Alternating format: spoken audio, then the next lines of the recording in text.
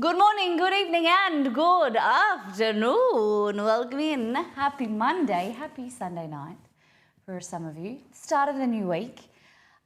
Today we are making some Moroccan beef with some beautiful couscous. Inspired by Margot, actually. Let's just be honest. Margot has amazing couscous. It's a weird thing to say. But she's been posting some amazing couscous the last few weeks, and I was like, oh, I have a really great recipe. Usually I make it with lamb, but beef, yeah, the other day you had couscous, and I was like, damn, I think 2 or 3 times. For some reason I think of you when I think of couscous. Usually I make it with lamb, but beef is more accessible and kind of probably a little bit more liked. And I couldn't find the lamb that I wanted, so we're using beef. So it's going to be Moroccan spiced, and then the couscous is going to have dried cranberries and flaked almonds, and it's going to be fluffy and delicious. It's going to be so good. That's all I have planned, other than making pizza dough for the Wednesday stream. That's all I have planned because I thought I'd take it as an opportunity to get some crowdsourced suggestions. Maybe we if you've been in here for a while, you know that I just like to cook on a whim sometimes, and inspiration from you guys is really great. So yeah, I don't know. We might make some breakfast. I don't know, whatever we kind of decide. Before we go into today's stream, let's go back to last time on. I'm going to show you what we did on the last stream. Oh! We did St. Paddy's Day. Big day. Oh, big day. We dressed up in some green. I realised I took off all of the cupboards, except I didn't take the bit off the black splash. We made such a good stew with American flaky biscuits. So I've brought that onto the front page of the website. The flaky biscuits are a bit more prominent now, so you guys can see, because it's an older recipe that's kind of gets lost at the back of the website sometimes. So we made a really nice beef and Guinness stew with dumplings on top, or biscuits on top, and flaky deliciousness, perfect accompaniment to the amazing stew. Even my brother Belgor was here, and he opened my fridge. We were about to go out and he came over.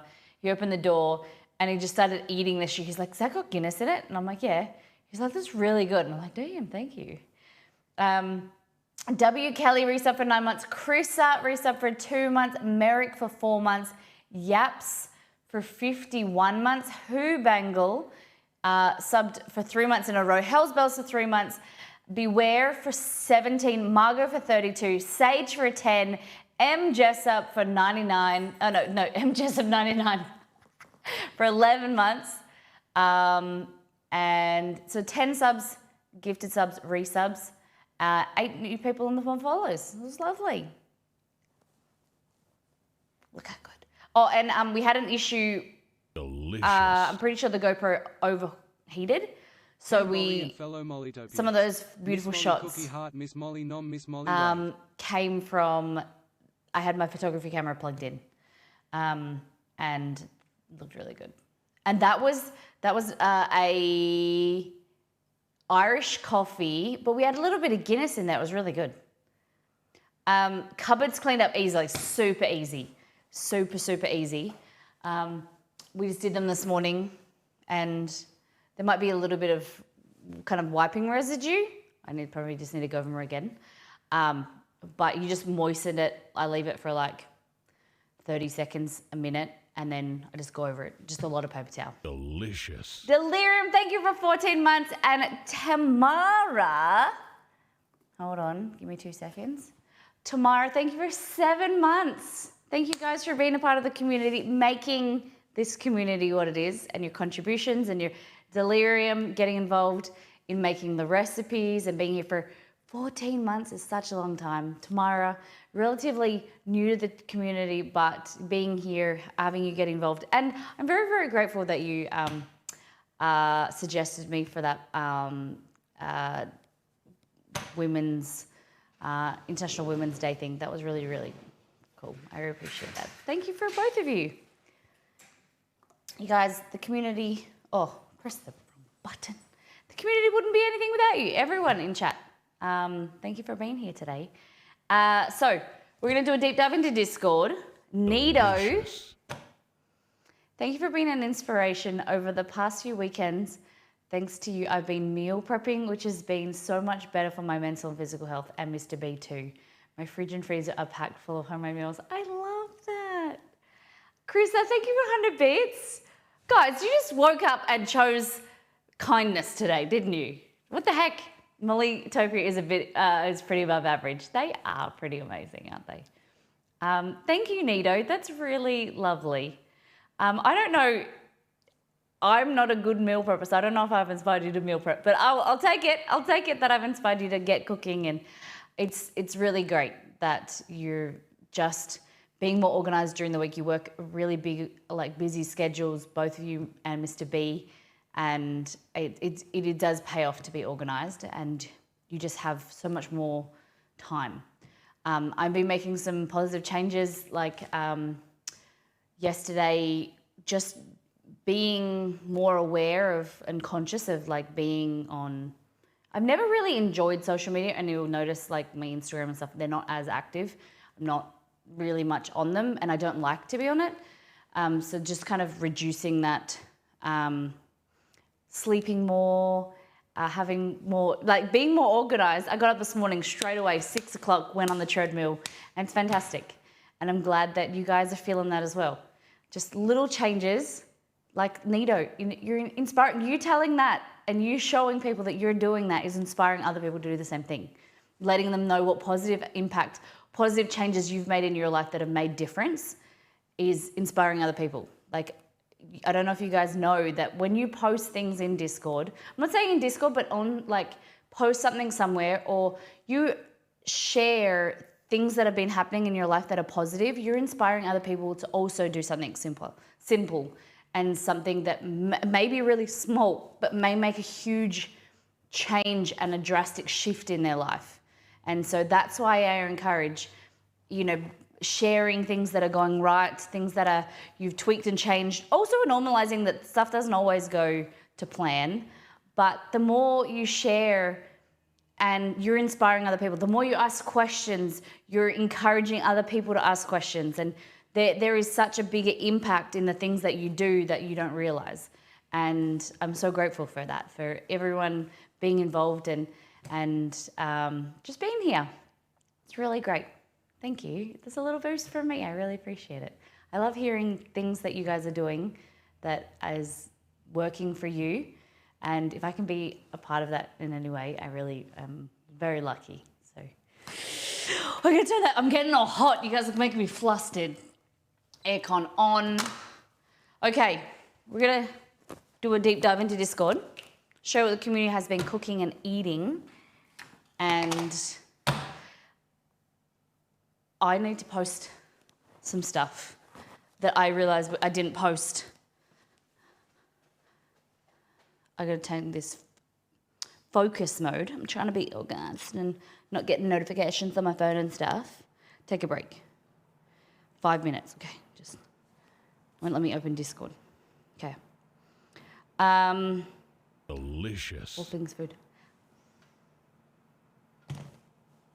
Thank you. Thank you for the 500 bits. Nido, you're bloody beautiful. Thank you. You're beautiful anyway. You didn't have to chew the bits, but thank you. That's very sweet of you. You didn't have to do that. You gave me a lovely comment. Gosh. Oh, gosh. Okay. So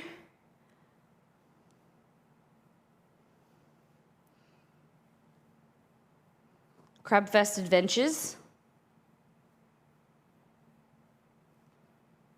I was very bad. I'm sorry.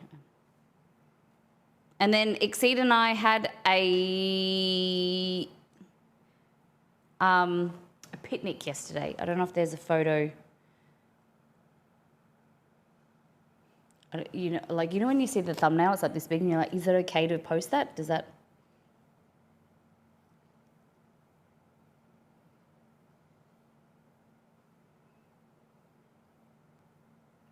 Oh, that's a good photo. I think this is a good photo.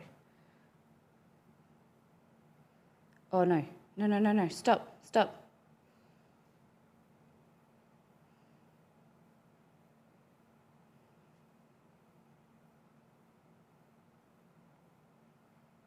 Backyard picnic. There we go. Done. There we go. Sorry, I felt a bit naughty doing that. We're going to do a deep dive into Discord, show what the community has been cooking and eating. Let's get into it. What just happened? Delicious. What just happened?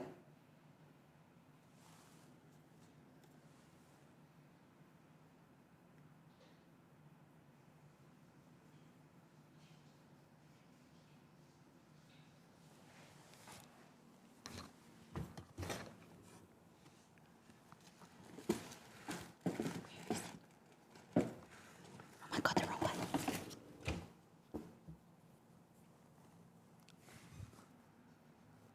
Anonymous, thank you so much. Thank you for 20 gift subs. We don't know who you are, but we want to give you some love. Thank you so much for supporting the community. Can we get some mooses in the chat, please?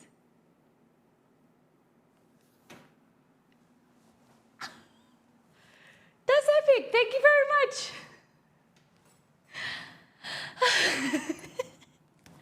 Thank you very much. That has given 20 people a entry to Mollytopia for the month. Thank you very much. Ad-free viewing supports my content as well and helps me keep cooking. Thank you very much.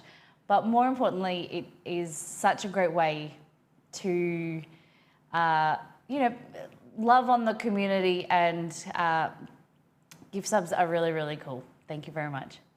Oh my God, my mouth is...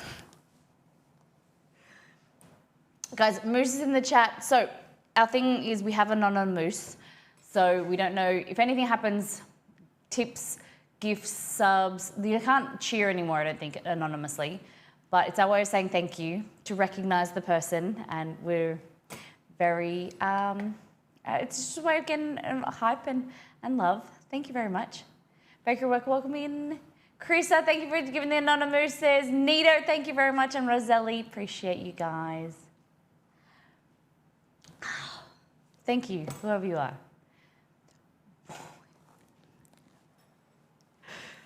Hi, Cad. Thank you, Cad. House bells. All right. We do have to have a warhead. Just the one, right?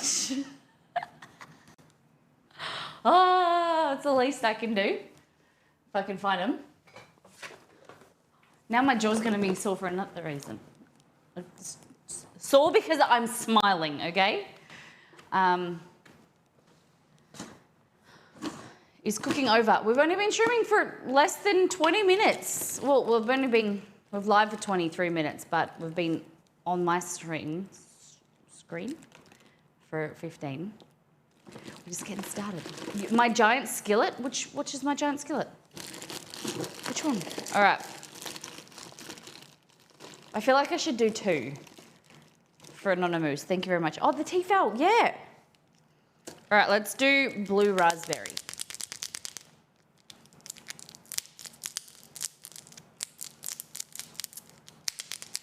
If I can get it out of here.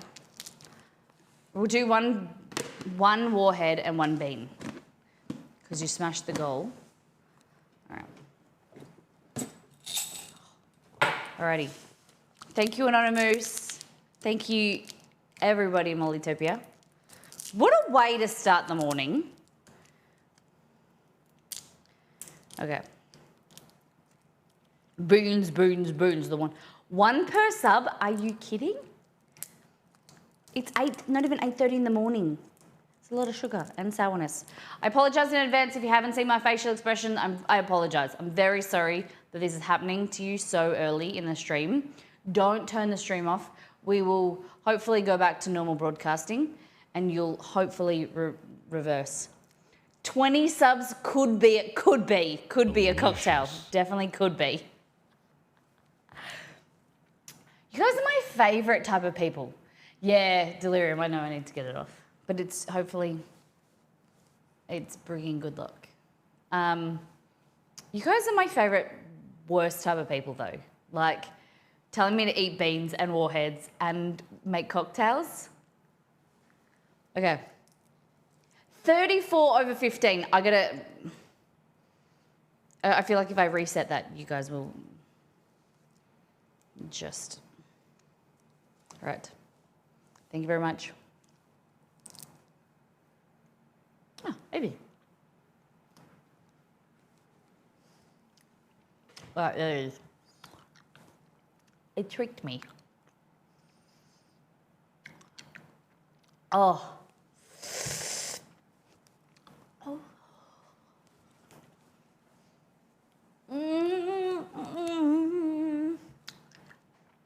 Oh. Yeah, thank you for gifting.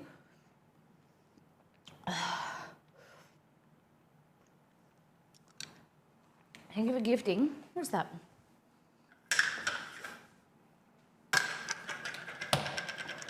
Thank you for gifting to bakery worker. Done. No, hold on. Ugh. I talked too soon. I think it's sweet now. No longer sour. Okay. Do you want to just do a random grab of the beans or spin?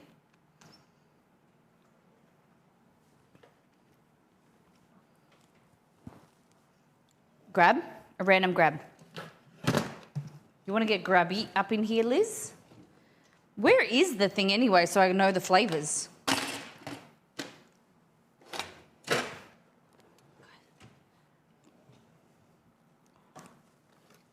A lady in my building suggested that I have an open house after a remodel is done. Or nah, I wouldn't do that. No, don't let people in your house. In your building, in your house, don't do that. People are sticky noses, sticky beaks, and they're just doing it just to know what's in your house and where things are, and then yeah, just don't do that. And a whole handful all at once, no. Okay. Thank you, Anonymous, whoever you are. I appreciate it. I hope I'd take that as that you're enjoying the content and the streams, and I really appreciate it. And thank you for giving to the community. Let's go. Fuck. Okay. I saw this initially. It was white, like, and that scares me because that is usually the rotten egg or spoiled milk, and they're the worst ones. But then it's got this little patch of like colour, and I hope that that's dirty dishwater or birthday cake. That would make me really happy.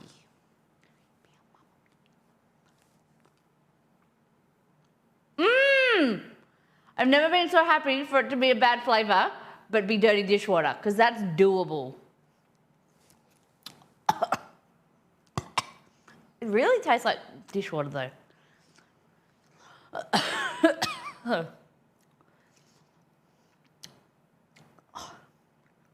It's like when you wash out a cup and you don't rinse it enough, and then you go to drink of water, and that's what it tastes like actual like Dawn liquid. But it's not as bad as rotten milk. Like, I'd prefer to have that any day.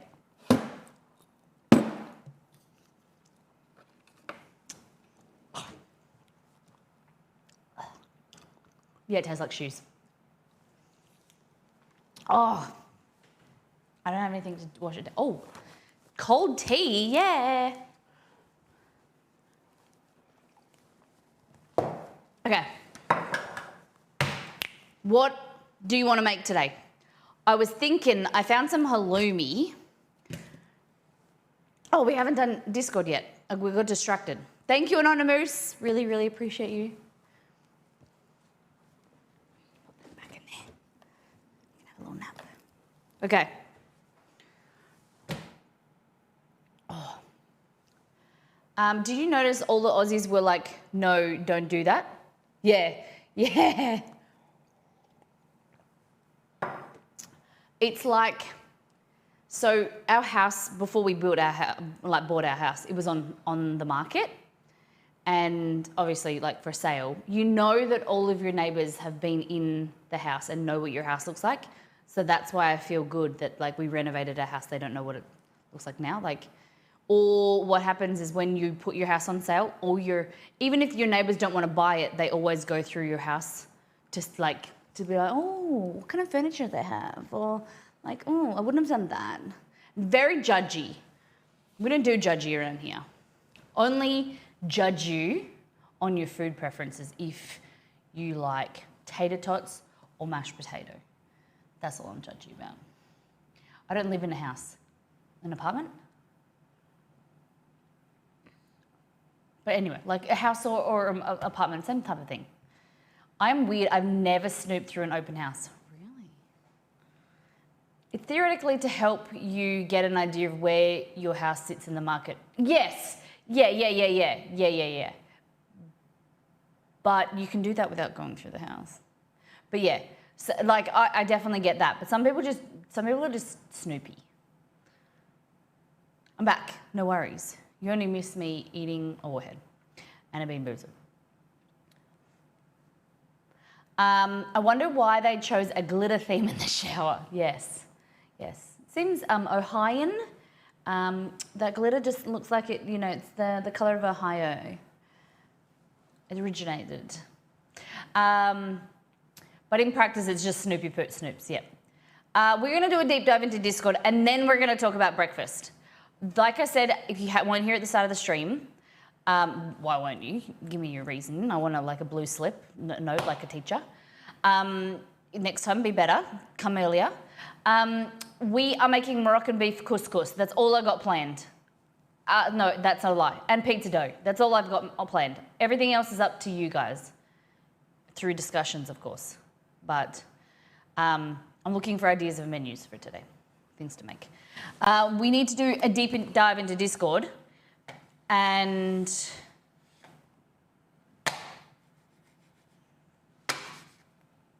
the mouse isn't working. CAD, why isn't the mouse working?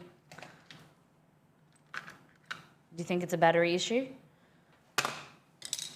What food do you have on hand that you need to use? Not much. One moment, let me just find a battery.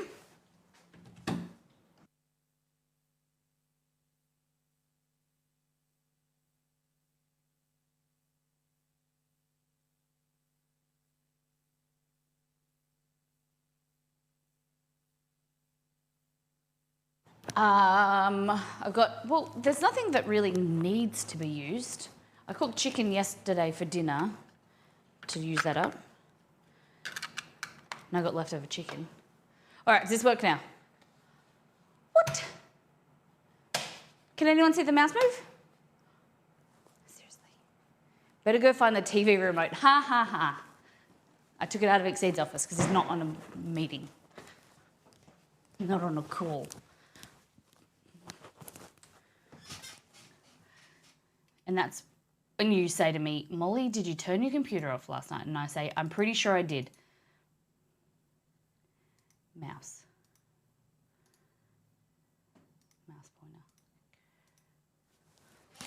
pointer. Wouldn't be a normal stream without technical difficulties, right? Last stream, my camera turned off. Okay. What the heck? Can anyone see anything move?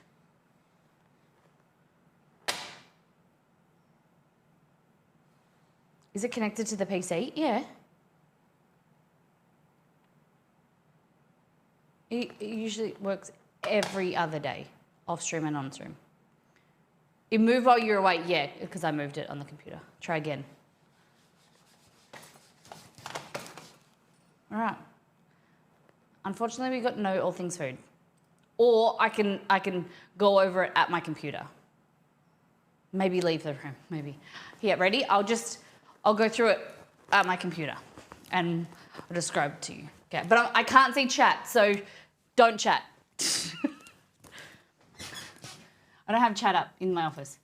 Okay, so this is Ferrero talking about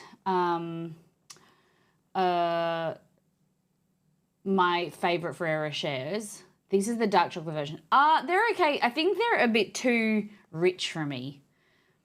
I like the Raffaellos, but they're too sweet. So just give me, Ferrero shares. What about you guys? Do you guys like these ones? Or the coconut Raffaello? The Milk Squad has these. Momo. Okay.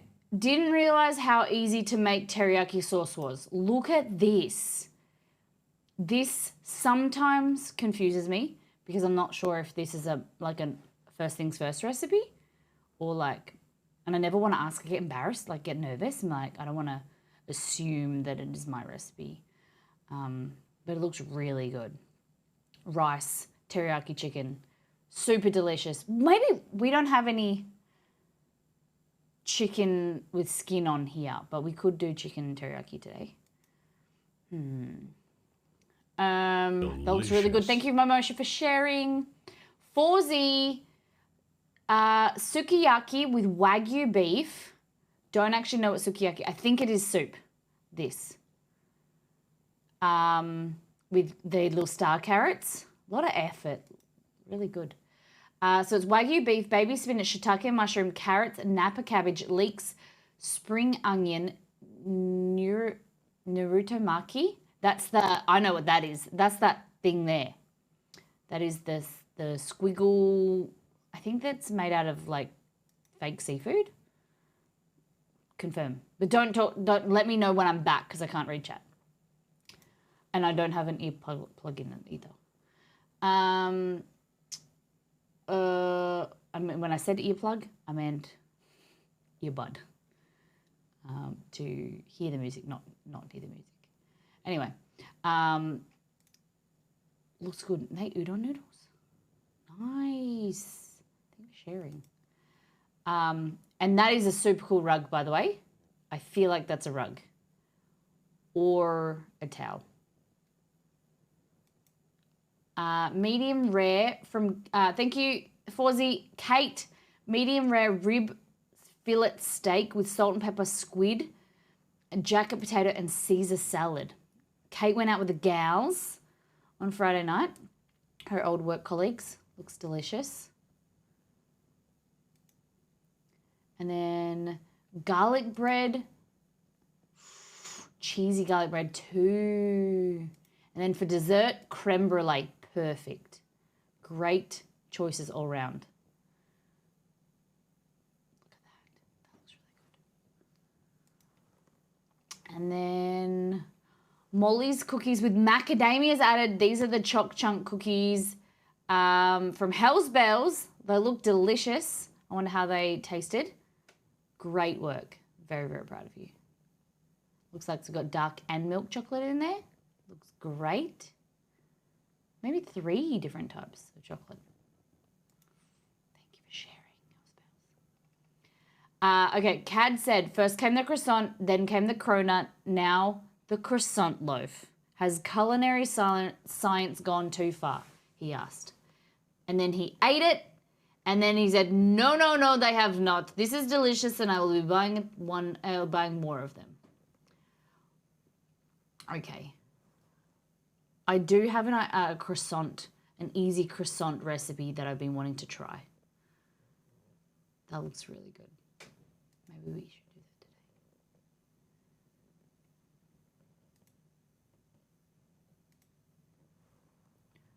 Let me just try. Then we got Forzi. Got myself a $150 sushi and sashimi platter from my favorite Japanese restaurant. The oysters were amazing. Okay. This looks interesting. And it's something that I wouldn't, it's not for me, I don't really, but it looks good. If someone put this in front of me and I didn't have to pay for it, sure, I'd eat it. But give me rare beef aburi and I'll be everyone's friend. Look how good. So then we've got some fish eggs, some oysters with some maybe kind of some type of dressing, some nigiri, I think that's what it's called. Okay, I want to know what makes it $150. Is it like the quality of the fish? Was there like 6 of these platters and this is just one of them? What makes it $150? Don't answer until I get back because I can't read chat. Margot, tacos and margaritas. Oh, these look really good, Margot. I've been craving fish tacos for a long time. My stepdad, Paul, went on a fishing trip and he didn't catch anything in the whole week he was away. So we're going to have to procure some fish from somewhere else. But these are 3 different types. Carnita, chorizo in the middle. Carnita, chorizo, and a fish.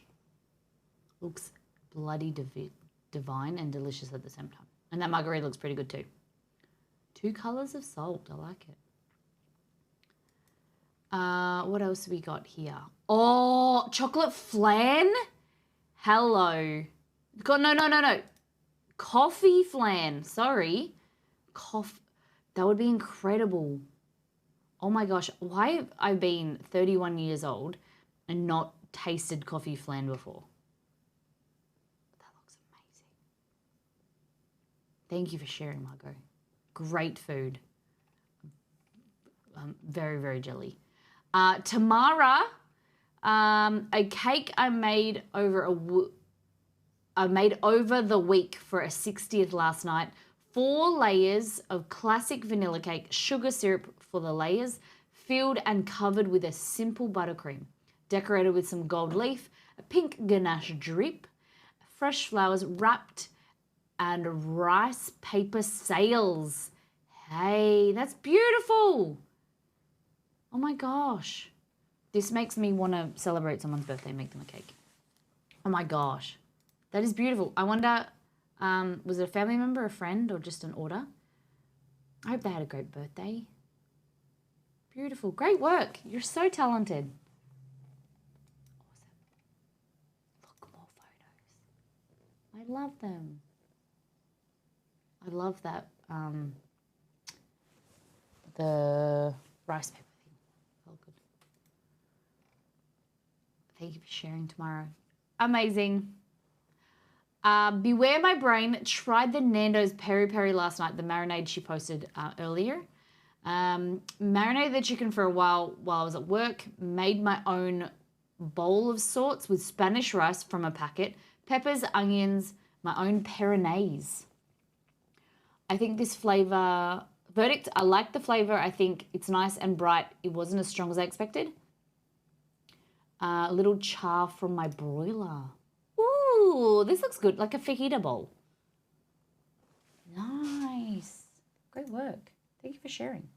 Carissa has earned themselves a VIP. This is the Molly Soft Apple Cinnamon Scrolls from the website. They look amazing.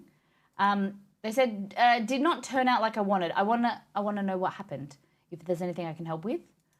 They look really great. Beautiful work. Thank you for making my recipe as well. Always open to feedback and things that maybe I could improve or do better. But great work. Chilies from our garden. So Kate has this random plant that popped up. They think that maybe it was dropped in some bird poop or something. But they're very thankful and they've got some chilies.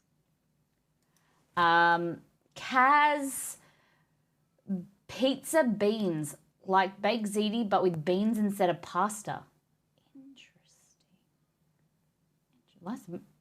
Nice some cheese. Nice amount of cheese. Look at that. Looks great. Thank you for sharing. Okay. We went to the Crab Fest. These are the best on ground. These were crab sliders. They had weird noodles, but it was really good. They were the best. They were $15 for 3. Then we had this thing. This was terrible. It was awkward to eat. Didn't taste very good. And then Belgor put way too much salt on in the end. This was a crab stick wrapped with a tornado potato. Not very good. Belgor got the jambalaya. It's my brother Belgor, by the way. And he likes to put on stupid faces. We got this jambalaya. It was really good. It was chicken, chorizo, and prawn or shrimp, but it was way spicy, like unnecessary spicy. But we're making something similar on Wednesday's stream. We're making a chicken and chorizo risotto. Coincidentally, because I didn't know we were going to eat this, but it looked really good. Tasted good as well. And then me and my boys, we had a little picnic yesterday outside of our house. Look, they're all looking at me. I love the photo.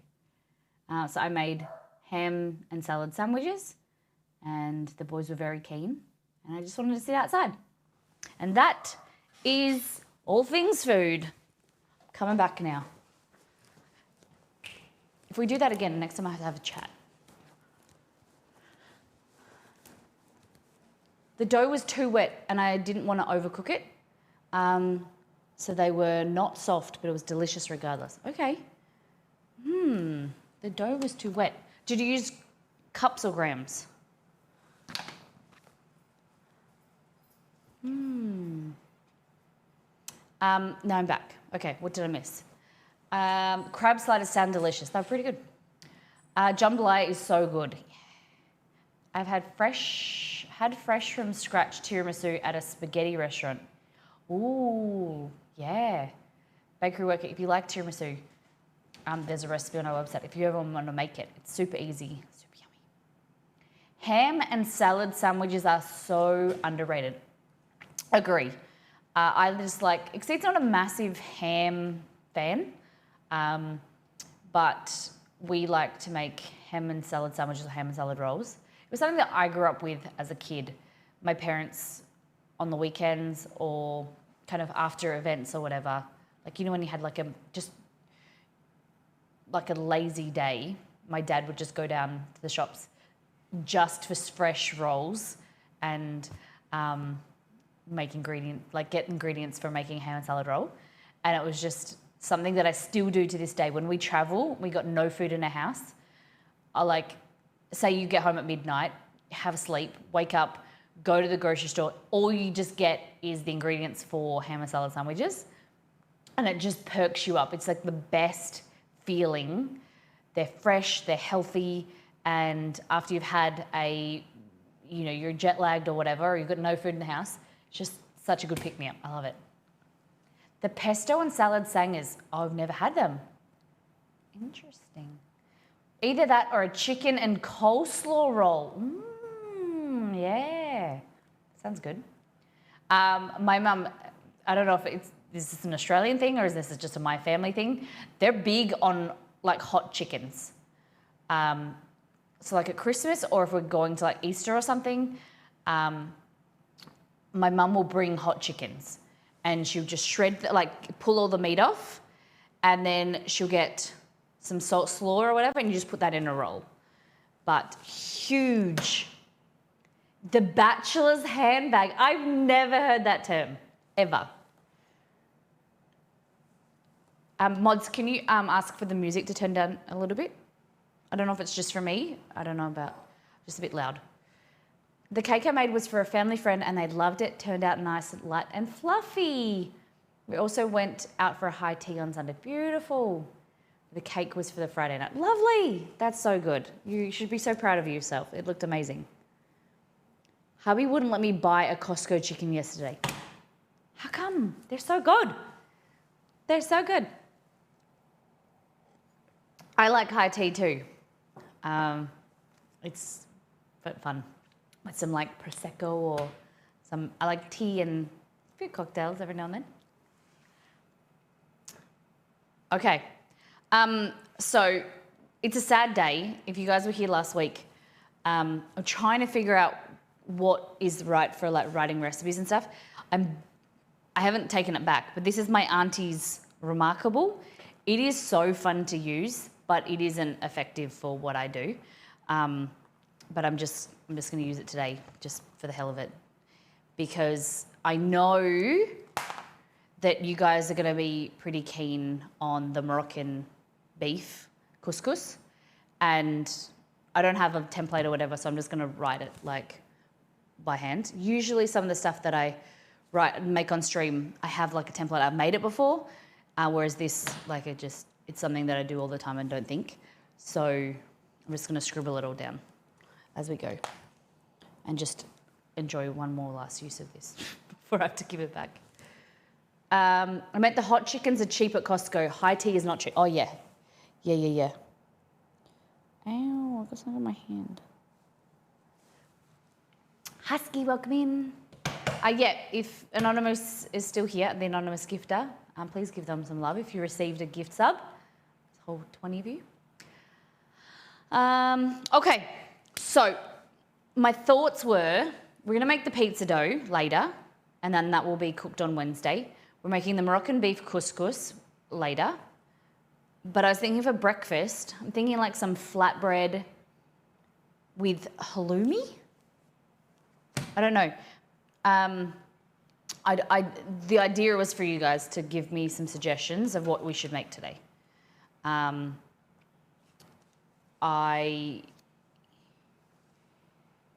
had an idea. We might need more time for it. So I saw a video over the weekend of an easy croissant dough.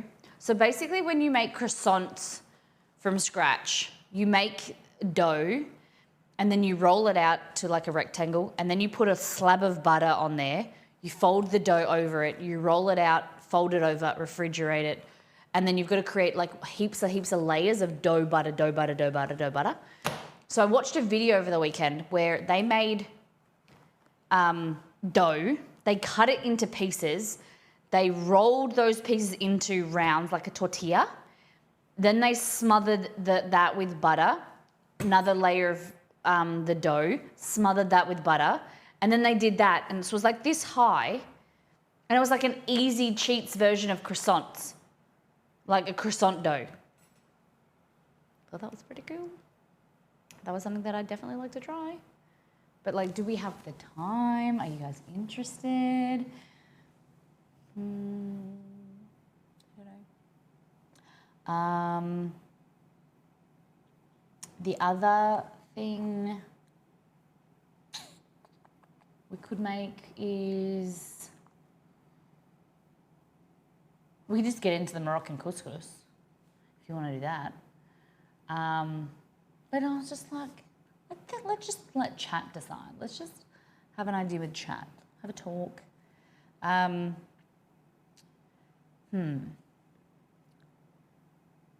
don't even have a recipe for this croissant dough. I have to get one.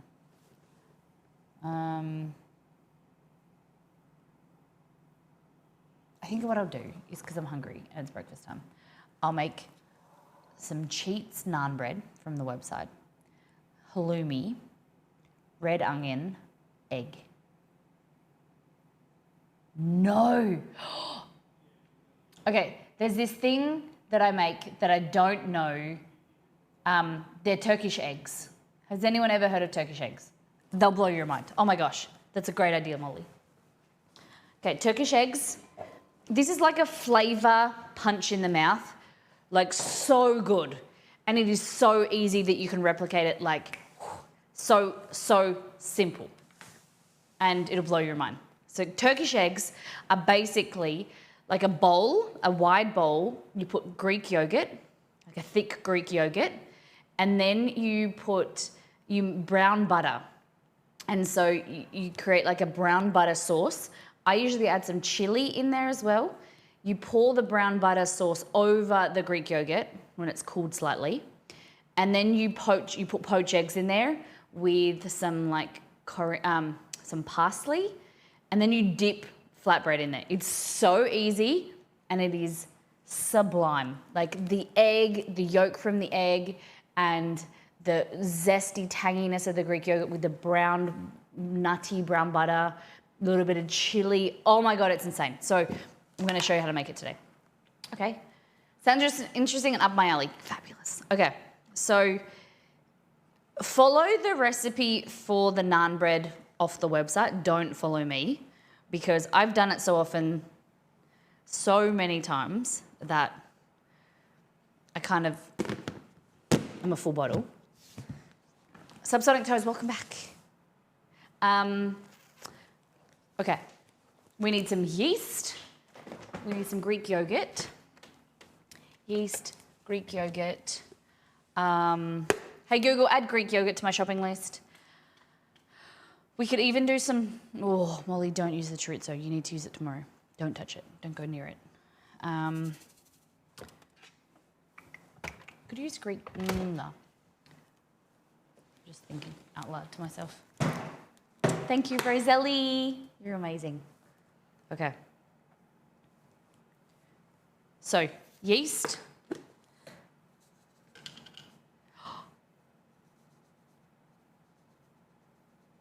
Was he reprimanded?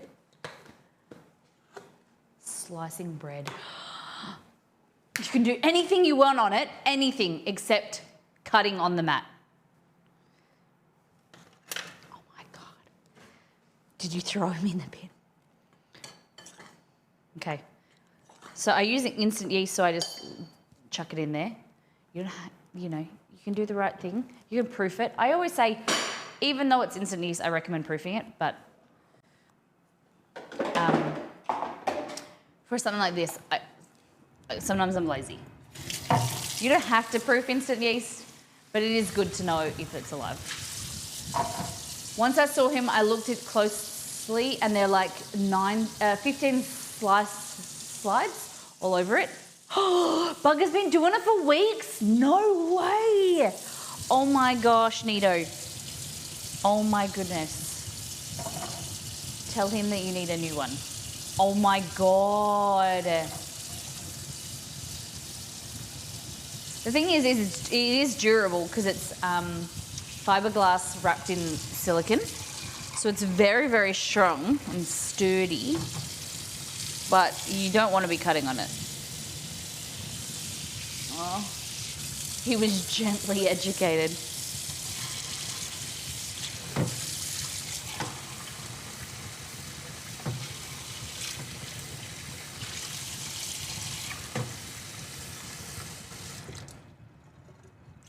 My water's too hot today. It's too hot to feed him. All right, tell me what's happening. How was your weekend, everybody? What'd you get up to? While I make some naan, tell me about your weekend. Who's hating, who's dating, who's hooking up? Who had a big weekend? Who got on the bevies? Who had a really quiet one? Who had family over?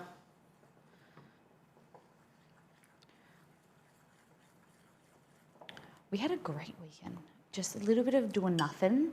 A lot of doing nothing and a little bit of work and a little bit of going out and seeing Belgor and Amy and the Crab Fest. Being near people. You know when you get your fix of like being in public?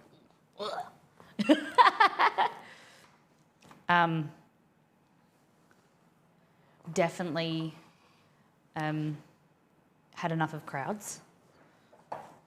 Okay.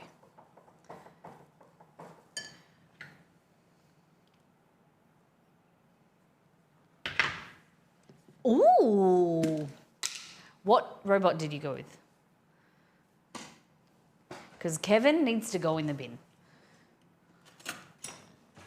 My robot vacuum has decided that he doesn't know how to map because we moved some of the house around, and so I thought I'd remap. But he keeps getting lost and he keeps remapping in like weird angles and stuff. And it's been very disruptive. iRobot is learning the house at the moment. Nice. We have an Ecovacs and it has been fantastic. My mum has an iRobot and it's not been as good. She doesn't really like a robot. Yeah, Kevin, I think I might factory reset him or something. What are we cooking up? We are making some Turkish eggs. We're making naan bread, and then we're going to make some Turkish eggs.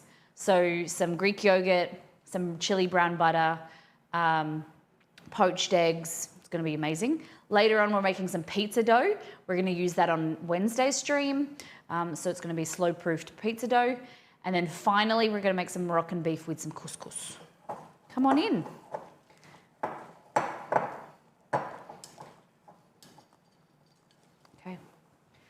We have an EcoVac too. I hope our Sadie doesn't flip out like yours has. He just, I don't know.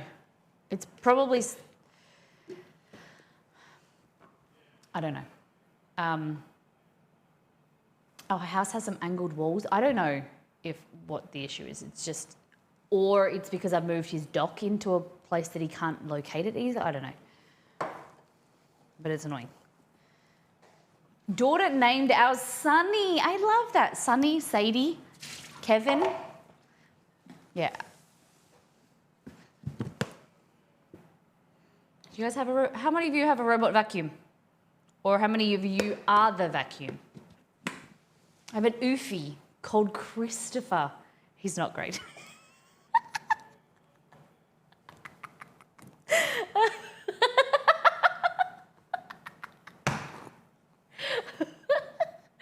Oh, I love that.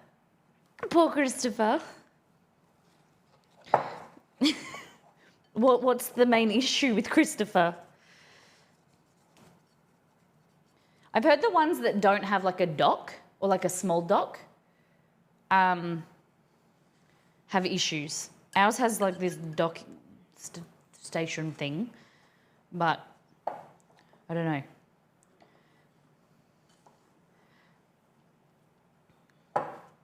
Yeah, like once he gets going, he's fantastic. But the mapping, the initial mapping, has been an issue since I've moved him. Quiet weekend with my parents on Saturday. Worked yesterday.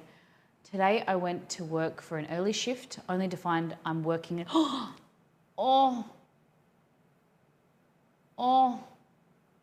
I'm sorry that happened to you. That sucks. So you just walked in and then had to walk out again? Oh, you poor thing. Okay, that's our dough for our naan bread. You just want to let that sit and rest and relax and do its thing for a while. Okay, we're going to poach some eggs, and I need you to prepare yourself for a deliciousness, okay? We're going to be making the chili brown butter from, it's a copy of, you can already find it on the corn, Roselli, what's it called? The Mexican corn dip. Has a chili brown butter on there. You can just copy that. Super easy. For that, you just need a fry pan, a saucepan, and we'll also poach some eggs. I've never done that in all my years of nursing. Gone in for the wrong shift.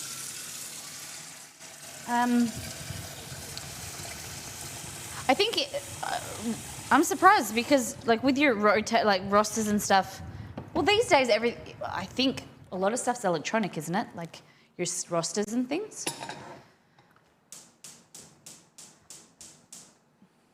I think I have done it once or twice. Thank you, Roselli. Did I say something? So he is Christopher Walken. What's that? I missed that. I have a white RoboVac called Bianca because it is white in Italian. I like that, Bianca. Tell me I missed some stuff. Please repost it. I've been dreaming about trying potato. Oh my gosh. Easy. Hey Google, add potatoes to my shopping list. I make an amazing. I didn't verify your voice, so I can't change any lists. You can hey either Google, try again or verify your. Add potatoes to my shopping list. All right, I added potatoes. Meryl Sweep, I like that. Meryl Sweep, I like that. That's a good one. Yeah, so one of our community members, Levolocious, they gave a suggestion of making a potato and rosemary pizza. I've kind of done a tweak on it, and I should make it on Wednesday. I need to go and get some potatoes, but it's super simple and super easy. Where's Nido? Got to do some stuff in the garden before an Arvo back-to-back meetings. No worries. Take care. Put some sunscreen on. Okay. So that's your dough. There we go. Poaching eggs in there. Then into this one, we're going to add some butter. Um,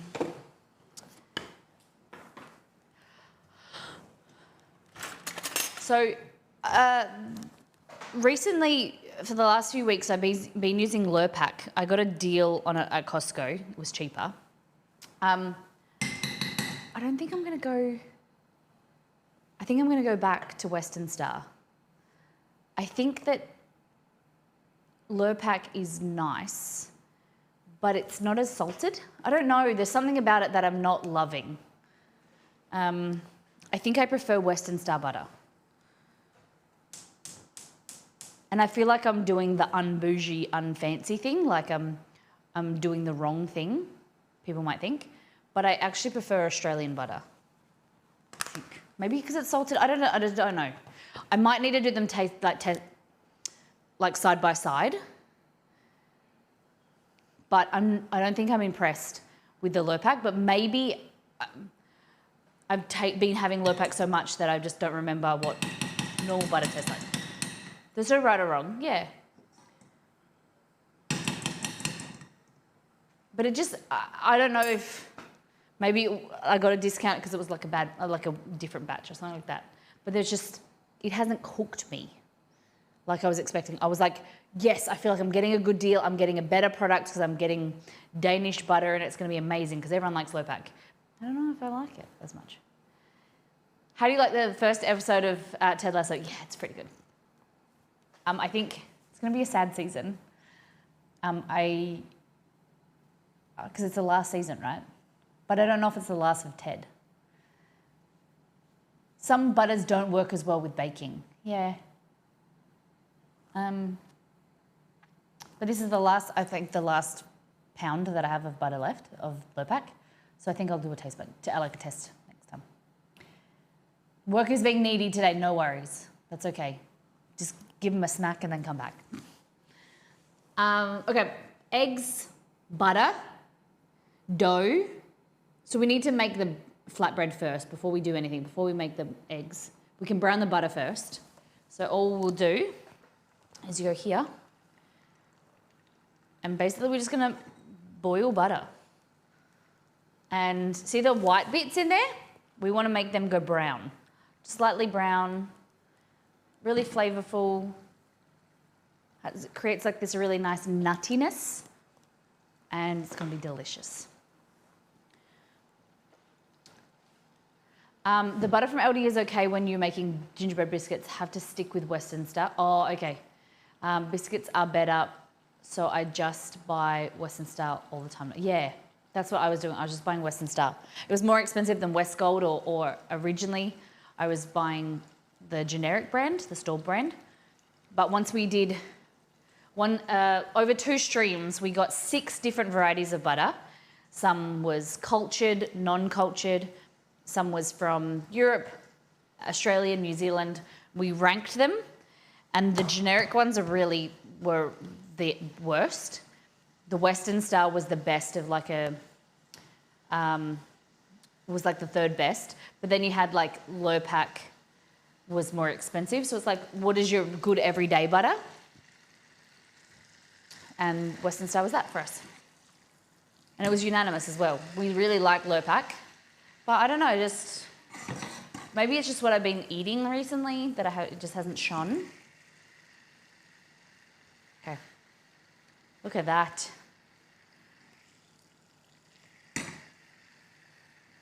Get it foamy, nice.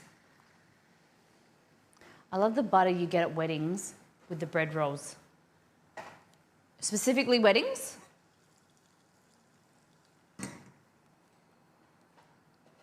How is it packaged? Like, how is it? You should ask them next time you go to a wedding. Be like, what butter are you using? Those little pads. Okay. We'll also need this guy. I'm really loving, this is from Costco, this fry pan. It's really good. Okay. So, getting there. See, it's changed colour slightly. A little bit more toasty. So can you see that when I swirl, brown? See that? All right. Turn the heat off and then the residual heat will still continue to cook it slightly. Oh, look at that. Liquid gold, guys. Liquid gold. Okay. So you want to get your silicone mat.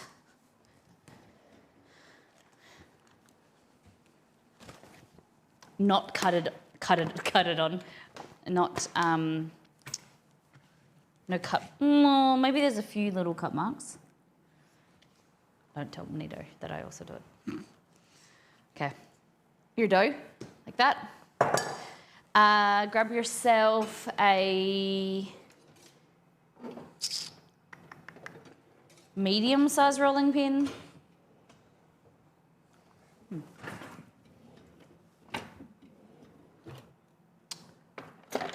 It's a little one. I have a medium-sized one. I don't know where it's gone. Okay. Bench scraper, and all you want to do, just knead it a little bit so it comes together. You could add a little bit of extra flour if you want, and then just cut it into portions.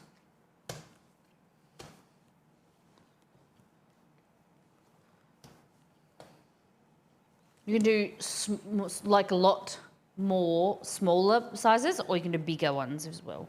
Whatever you like. There we go. A little bit of extra. The great thing about this recipe is it's like really no fuss.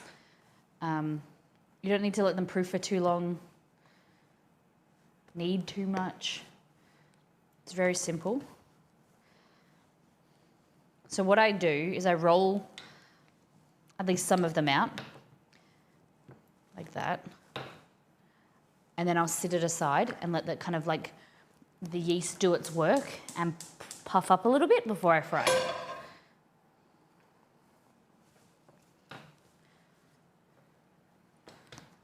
So if you want extra chewiness, you can knead it properly, let it proof.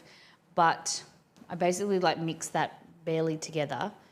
It's still going to be nice and chewy. I'm using bread flour, yeah. Use plain flour, whatever. But it can be a really simple flatbread. If you definitely follow the recipe to a T and do it properly to get the best result, but you can do the lazy way as well. Like that. If you need it, roll it out larger than you think, it'll contract in, so it's always better to do it like that. Beg you, hands down, baby.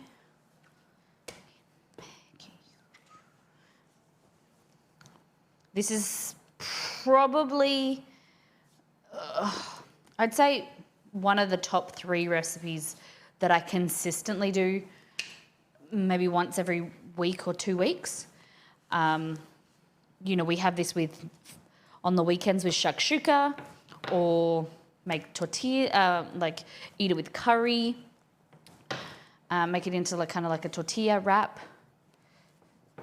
It's very, very versatile. Like that. And then I grab the first one, and then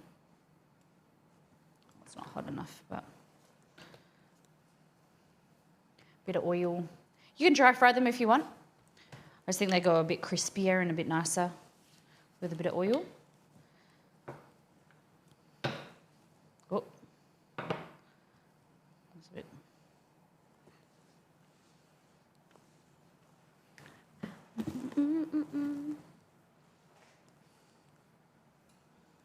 There we go.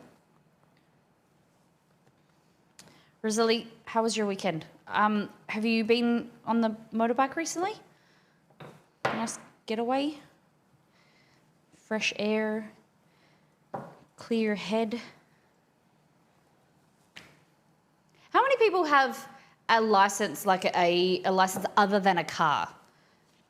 Do you have your pilot's license like P1, or do you have a truck license? Motorbike license like the Roselli?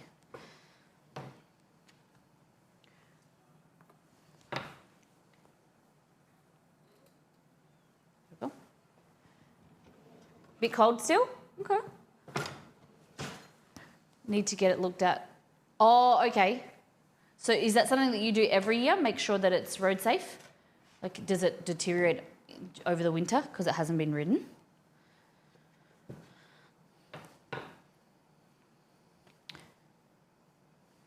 I have my skipper's ticket. Talking about vehicles. I can drive a boat. Haven't done it in a while though. But when I was a kid, you needed it to go on a jet ski or a small dinghy or whatever.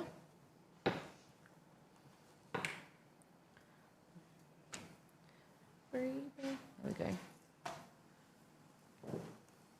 First one always, it's like a pancake. First one always is a bit funny. I don't ride, I have my motorbike license, okay. Don't ride on the road. Got it years ago because we ride bikes when camping and the rangers were checking our license. Okay, that's cool. You haven't done it in a while, but that's good to have. After storage, I get it checked and have its inspection done. Okay. Do you store it at a facility or just at your house?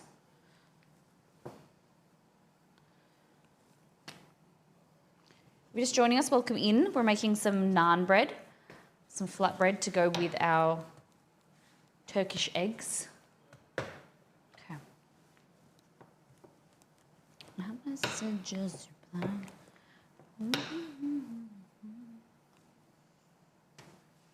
Delicious. Hey, Mr. Dabbins, welcome in for 2 months. Come on in for another month, my friend. How you been? Had a good weekend?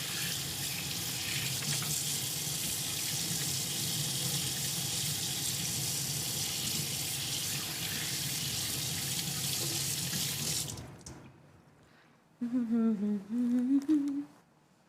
right. In the morning.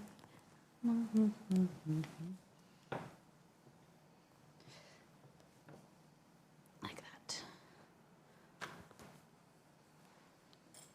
I'll get a plate. Cad, I have a concealed handgun license. Do you really? I never knew that.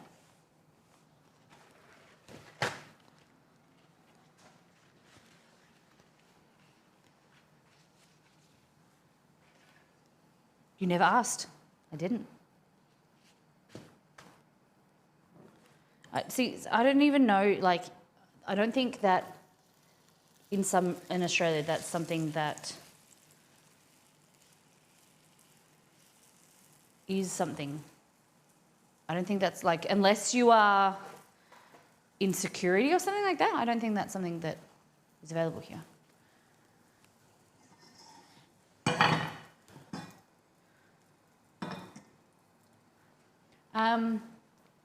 Because we're in the bush, the rangers still check. Yeah, it's very. I always thought that you had to have a license on a concealed road.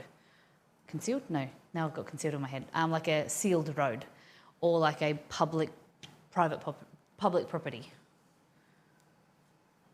I have a fishing license, so special. I do. No.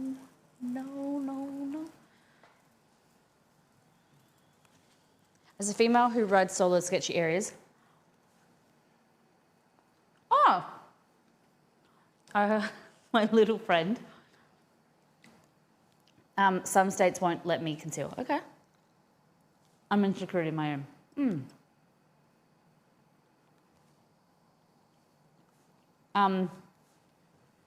I've always expressed that we live in a very different country and it's not something that I would have unless I need it, and I was in a different... If I was in the US, it's maybe something that I would do to be safe. Anyone else have a gun?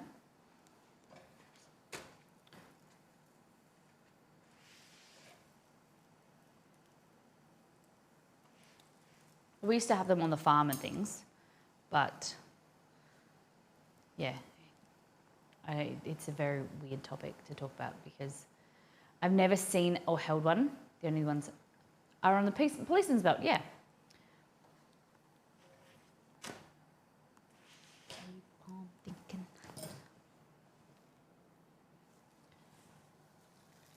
But you really know. Okay. The car, carry on. Okay. You really adore you.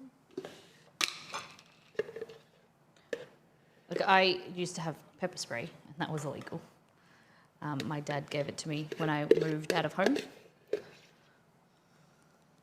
still have it, actually. I don't know if it gets worse or better. It deteriorates in its flavour, smell, appearance.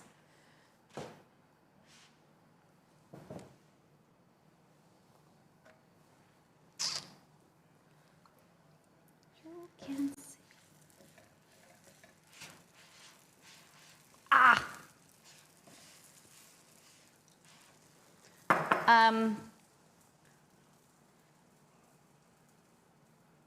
Twice I had to let it known that they might get a new piercing. Oh my goodness. I'm hoping that only stays like twice, like that you can stay safe. All right. So here we just have Greek yogurt. I would ideally like to have more, but I don't really have.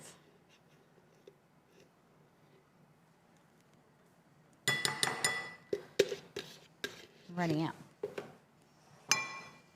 Okay. So usually just swirl it around like this. Like that. Make like a swirl.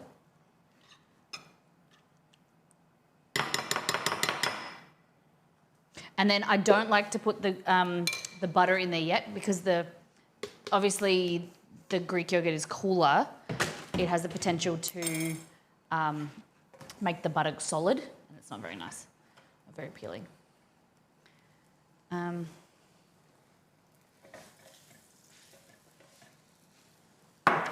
never had to draw or even indicate that I'm armed, but I'm thankful for that.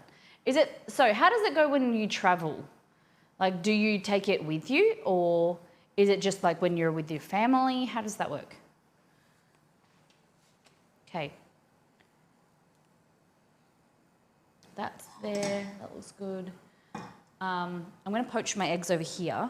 Just gonna go all the way over here. Turn that on. Poach the eggs over here so that I don't have to worry about taking things off the fry pan, off the heat. Depends on which state I'm going. Okay. Does QLD have one too?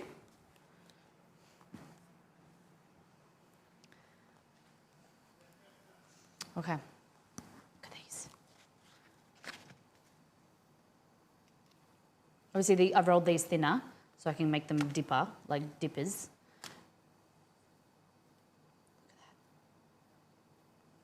Look at that. Yum.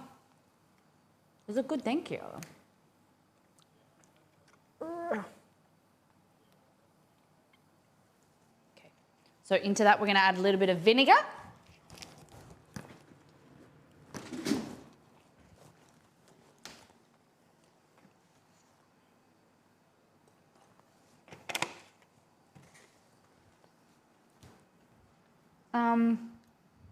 Reciprocal laws that allow carry between states, but not all states. Okay. So like if you go on a plane, do they take it from you? Or like, are you allowed to take it on the plane? Like, how does that work? I feel like brown butter doesn't get enough laws. Brown butter, it needs its own laws, you reckon? Enough more love?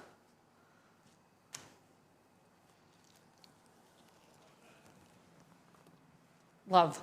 You got law on your mind.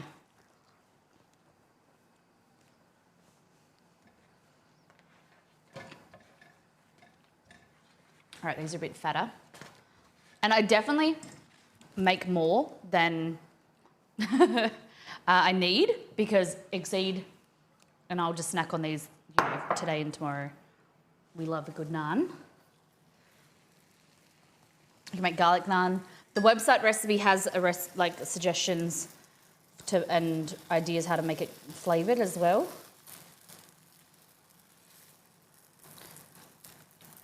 Remember, I'm always looking for, if you notice anything on the website or you suggest changes or things like that, I'm looking for things that you like, want to see more of on the website, you know, the way that it's set out, things like that. I'm very much open to feedback there. We're having a little bit of an issue at the moment with our homepage.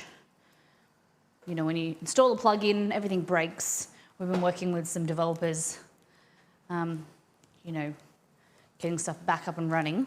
Just like little stuff. It's a fun process learning. Bringing a firearm even to a security checkpoint is not allowed.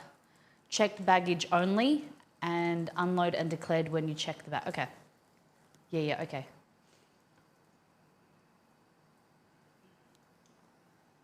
So it needs to be put into your carry-on, into your checked baggage. Interesting.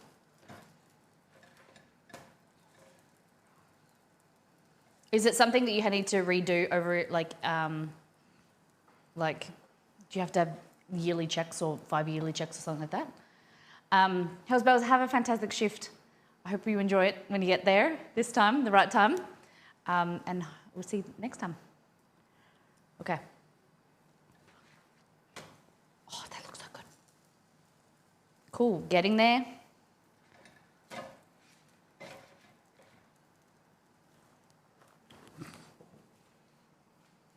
Five years, okay. All right, so look at my naan bread.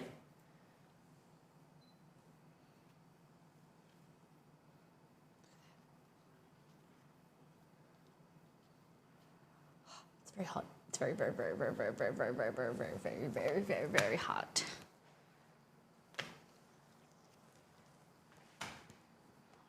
I could do that for work travel, but California is not reciprocal. Okay. Unable to claim luggage. Oh, wow. Wow. Interesting. I assume the Midwest states are all very similar with their laws.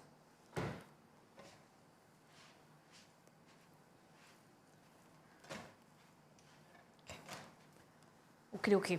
So, over here, we've got some water bubbling.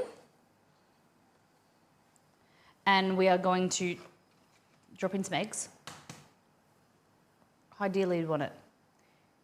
Illinois is very different. Oh, yeah, because of all of the crime there. I hear Chicago and... Is that... Am I on the right track? Because they're trying to... Chicago cut down on the crime. I'm very, I love to learn. Illinois government is very different. Okay. Poachies, all you need to do is drop them in there. If that reaches, there we go. I just can't get it too hot, the camera. It turned off last time. Okay, like that. Bloop. And we'll give it a bit of a swirl soon. Oh, I just want to know.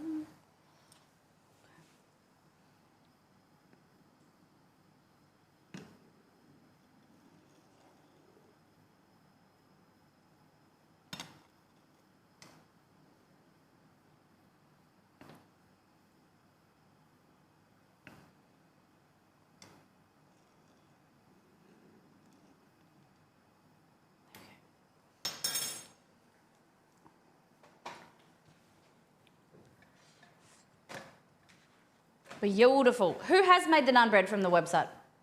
Or any naan bread?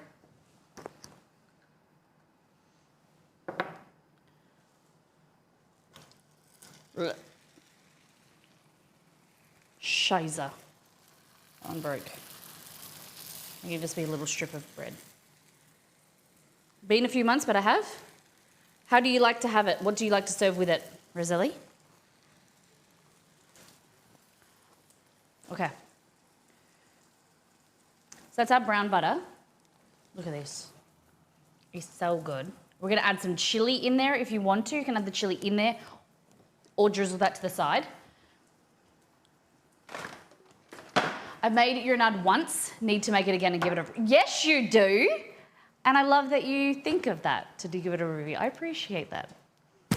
My heart. Done it when I've ordered curry. Oh, yeah. Okay. I love that. Thank you. That you think of that. That makes me happy. I still need to make it, Cad. You've got no excuse. No.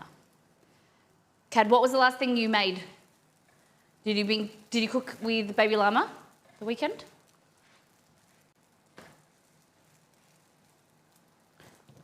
Oh shit, Viz. I need some. In the morning, oh no, nothing. Okay, grab your eggs. It's like $5 to $6 to buy naan with your curry order. Cheaper and easy to make it yourself, I agree. Okay. We go grab our poachies. Like that. 1, 2.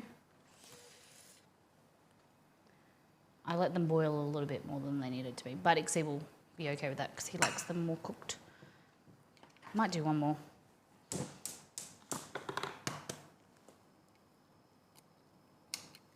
We go.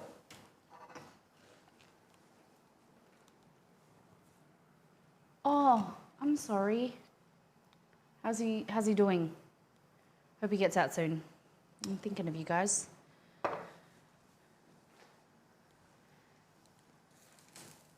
Thanks for letting us know. That sucks, man.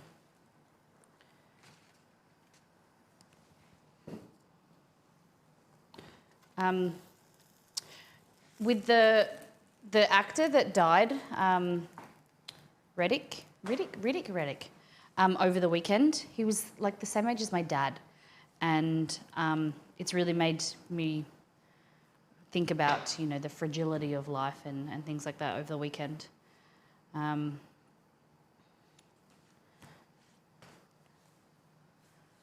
Obviously, your dad's going to be fine, Cad. I didn't mean it like that, but I just thought about my own experience, you know.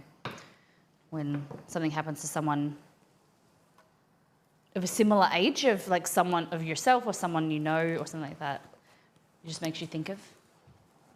God, I just had deja vu for some reason.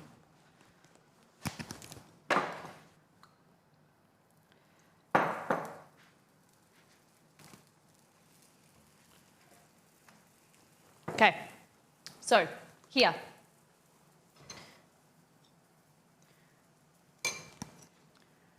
Give this a stir to zhuzh up all of those solids.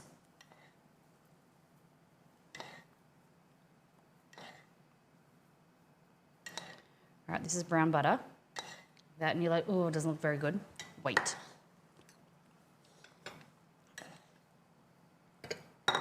Okay.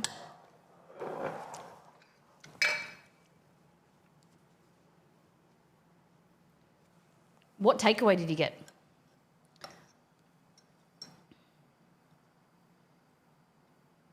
Okay. Szechuan chili oil.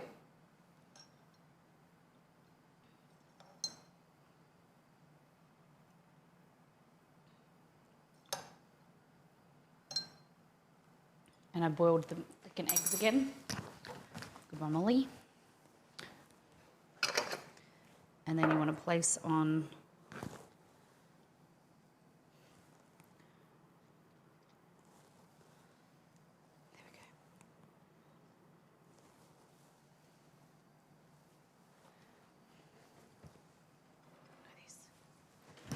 so bloomin' good.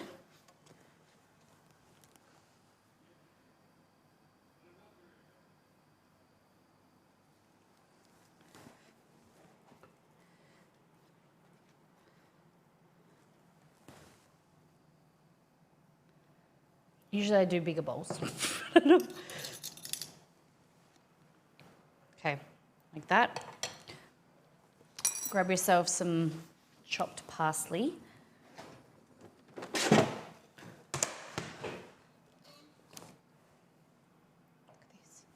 Oh, trust a sister. Oh my gosh, it's so good.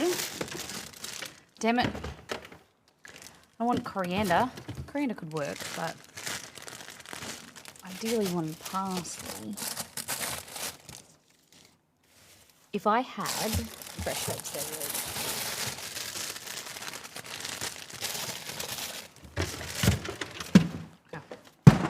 you could even get some red onion.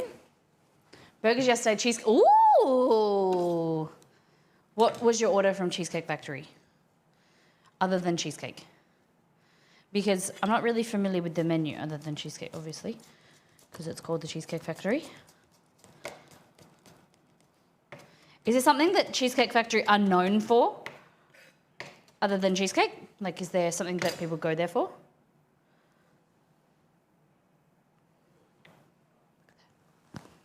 Okay. And then all you need to do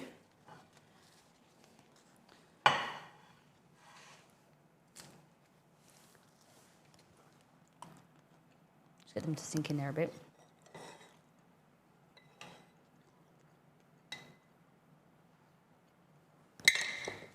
All right, ready? Ready?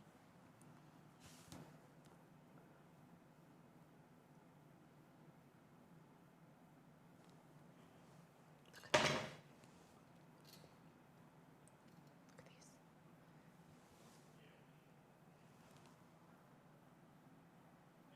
Seriously, it is so good.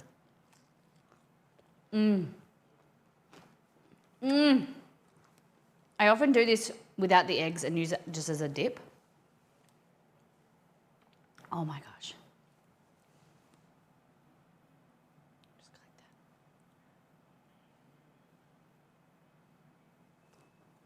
that.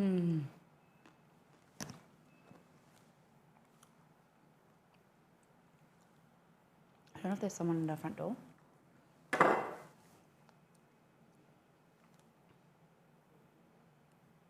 Nope.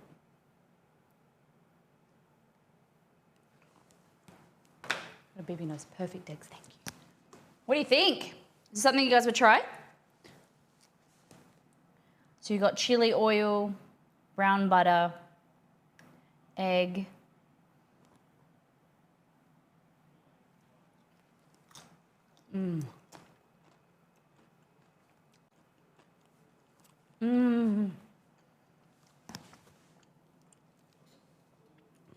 I did the usual thing, unplugged the camera.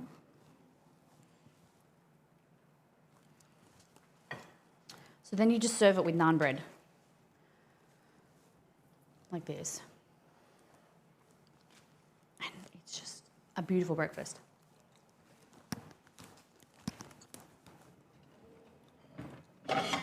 So like for example.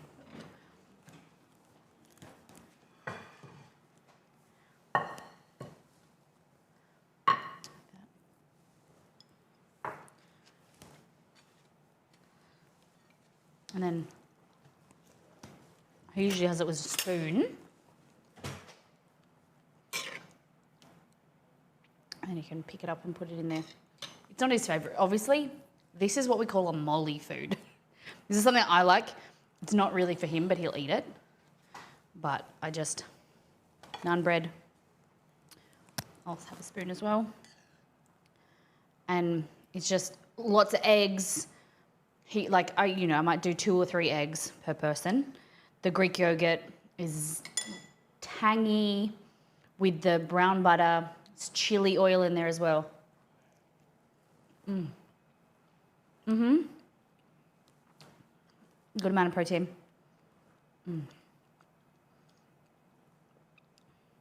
It's just a nice kind of treat.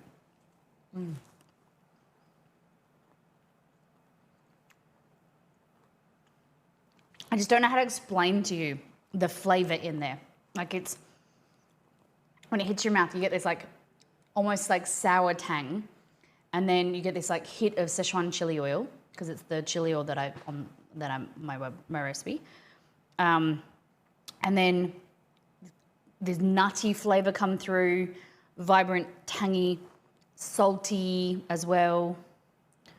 It's, I implore you. Try it out. Oh, I just got a Szechuan chili in my nose.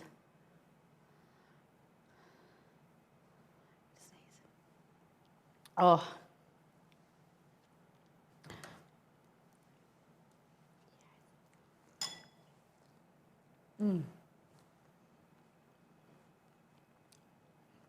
So, it's called Turkish eggs, or Cilbir, I think. I'm not sure how to pronounce it. Silber? But that is the other name for it. But all you need is moly naan bread, eggs, Sichuan chili oil, Greek yogurt, brown butter. And then you're there.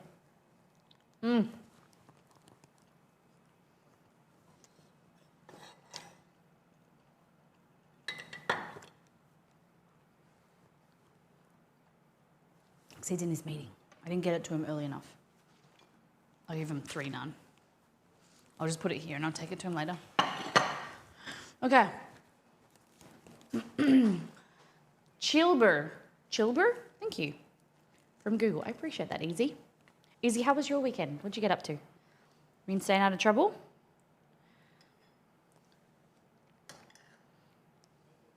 Okay.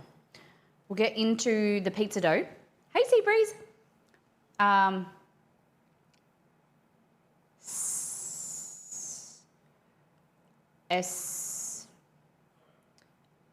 Fox, welcome in. How do I pronounce it? Silber? Yeah, okay. Yeah, I've already seen it Cilbir. Yeah. Yeah.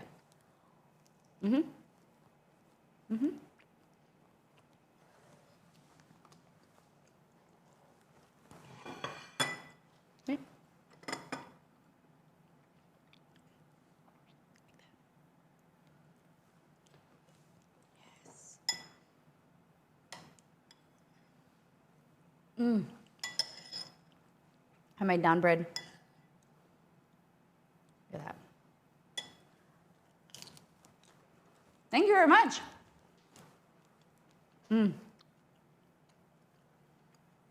Very, very delicious. Okay. So we're gonna get going into pizza dough. It's so easy. But the pizza dough is for Wednesday's stream. So we're going to proof it for 2 days. And I need suggestions for what pizza toppings you want, because I need to go to the grocery store over the next 2 days. We talked about a potato pizza. What do you think? Some weird, wacky, not wacky, but like some maybe fancy suggestions that you might not have tried yourself. Maybe some prosciutto burrata or something, I don't know. What kind of pizza toppings do you like? Give me a list.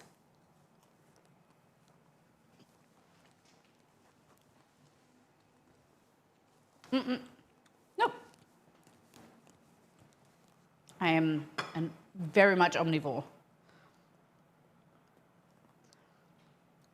Prosciutto.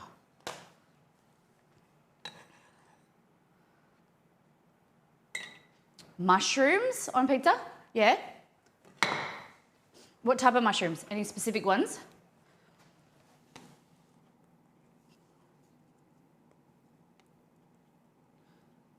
Okay. Grilled onions, apples, and goat's cheese. Okay. Grilled onion, apple, Crab Rangoon pizza, no? I have majority of that already here, Roselli, so I can definitely do that.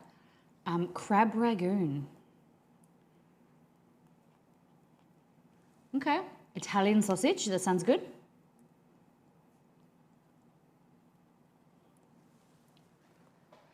What did I miss? Chrissa, we just made some Turkish eggs, poached eggs, brown butter, chili oil from the website, Greek yogurt, and naan bread from the website as well.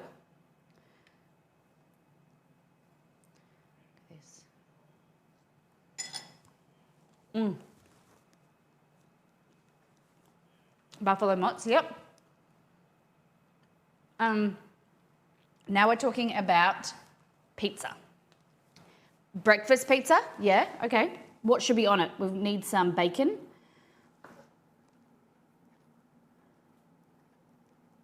Egg.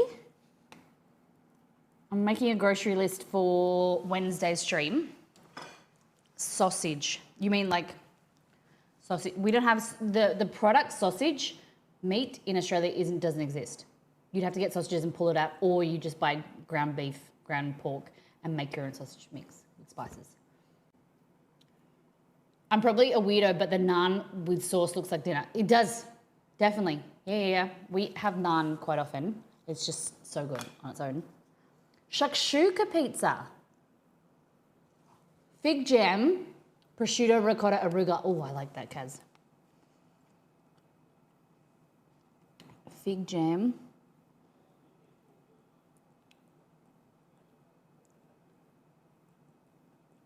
Prosciutto, ricotta, arugula. Rocket. Another name for what I call arugula. What you guys call arugula, I call rocket.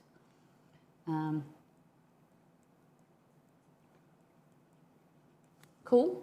What else? Carbonara pizza was something. Was there pasta on the pizza? Or is it just the sauce?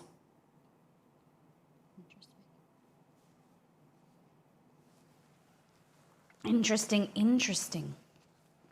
Keep your suggestions coming.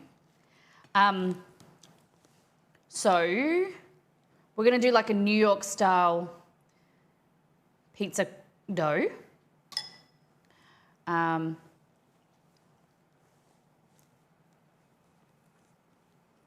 Cooking it on the barbecue on Wednesday. Carbonara bacon chicken.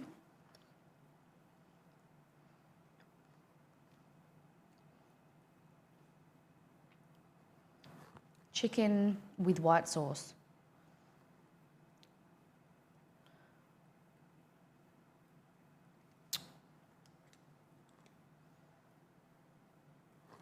Okay. Oh, I honestly, my ideal pizza is like a margarita. Like simple ingredients made really well. Maybe add some prosciutto on there, but like, I don't like heaps of toppings. I think,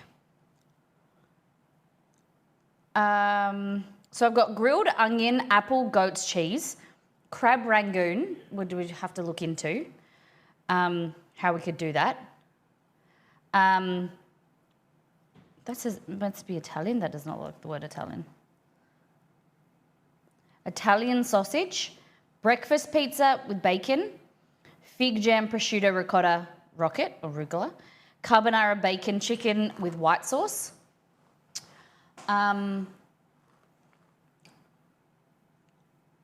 Wonder how that would taste with the chili sauce Molly makes.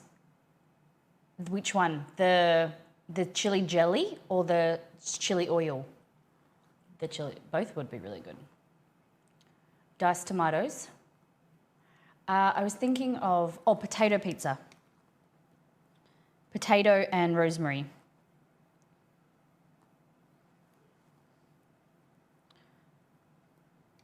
Any other suggestions of pizzas? What's involved in a crab rangoon? Crab, imitation crab, right? What do we put in it?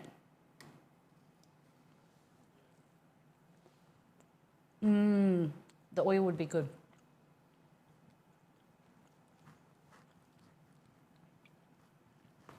In this denser. Cream cheese imitation crab. What about spices?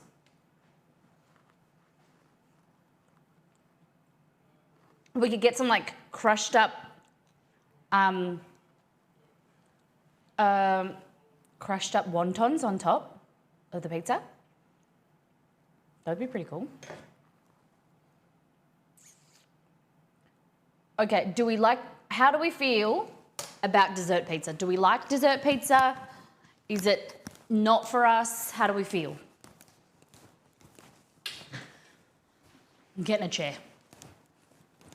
Open now your float. Cream cheese, green onions, Thai chili, hoisin. Oh, damn. Okay. Dessert P-Day. Okay. Did you say pied or P-Day? How are we meant to say it? Personally partial to double O and garlic, topped with tomatoes, banana pepper, and mozz. Banana pepper is something that I cannot find in Australia. Like pickled banana peppers, banana chili, banana capsicums or whatever, cannot find them anyway. Double O, you mean olive oil and garlic? Yeah. Okay. Oh, olive oil. P-Day is how I say it. Don't know if that's right or wrong. Okay. Basil pesto and grilled halloumi. Okay.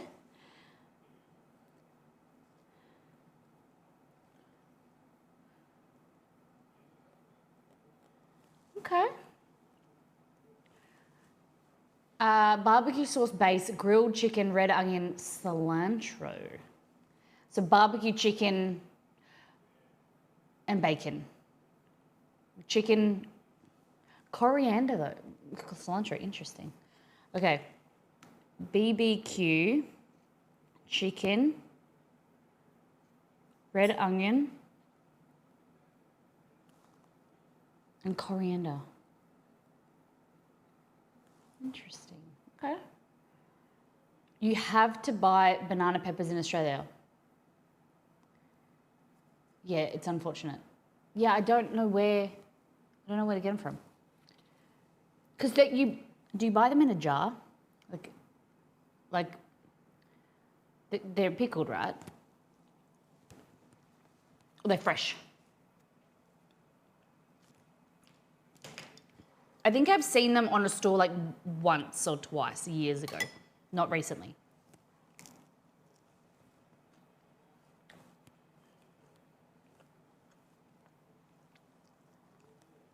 Okay. Have a look.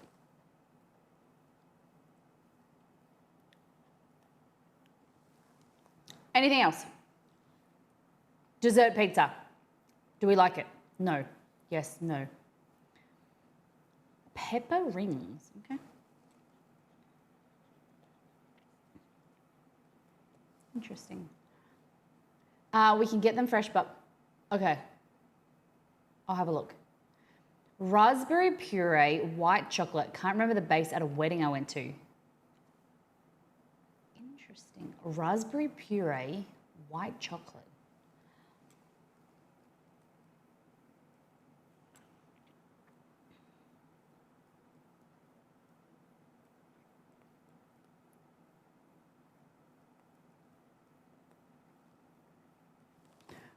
Okay.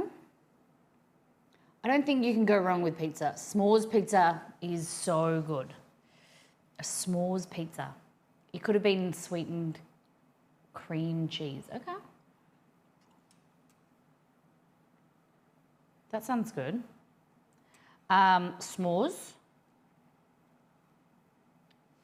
I like spicy. No, you're not a weirdo. Don't say that. You're not a weirdo.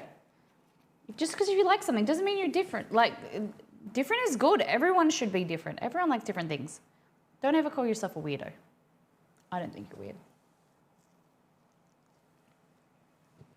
I'm actually impressed that no one's brought up pineapple. It's usually like this meme that everyone talks about pineapple being on pizza, or someone makes a backhanded comment. But up until now, we've had a whole conversation about pizza and no one's brought up pineapple. Pesto basil with prawns. That'd be something I'd be into.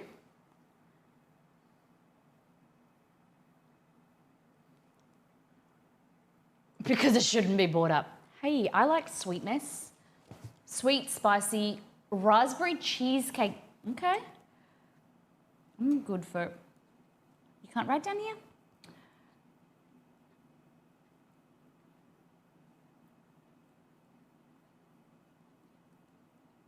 Okay, how do I go to another page? Next page.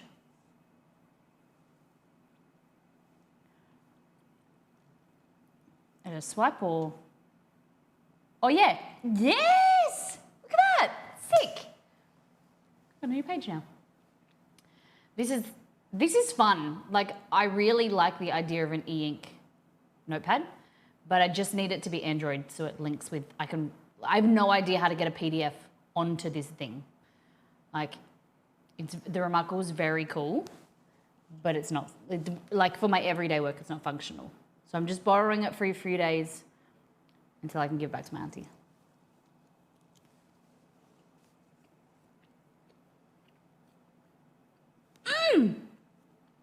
That's so cool.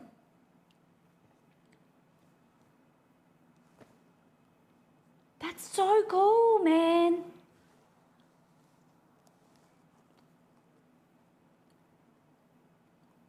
It's there. It's not there.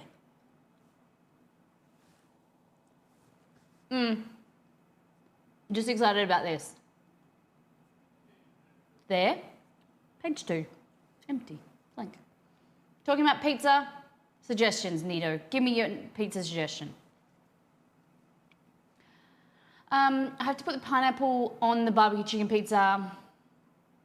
Oh, I have put pineapple on the barbecue chicken pizza. It seemed too sweet and wet. Yeah, I think that's one of the biggest things is definitely I think that it makes it too wet. Your hair is wicked. Thank you. I don't know what about it is wicked, but I'll take it. Thank you. It's usually boring, so I just put a headband on to try and make it look better. I don't mind removing them, or a bit of taste is left on the pizza, but otherwise the pineapple is too overpowering in my opinion. I think that there's other things that you can add to a pizza to make it better that isn't pineapple, but I think the idea of pineapple, the sweetness and the acidity is good. But one thing that is like really amazing is getting like a tandoori pizza or like a curry pizza and then doing, I have hiccups now, a drizzle, oh no, a drizzle of like a mango chutney. Sweetness, acidity, really boosts the flavor of like a tandoori chicken pizza. Really good. Curry pizza to my shopping list. I might do that. Okay, I'll do a tandoori chicken pizza. Or do you know what else is good? A satay chicken pizza too.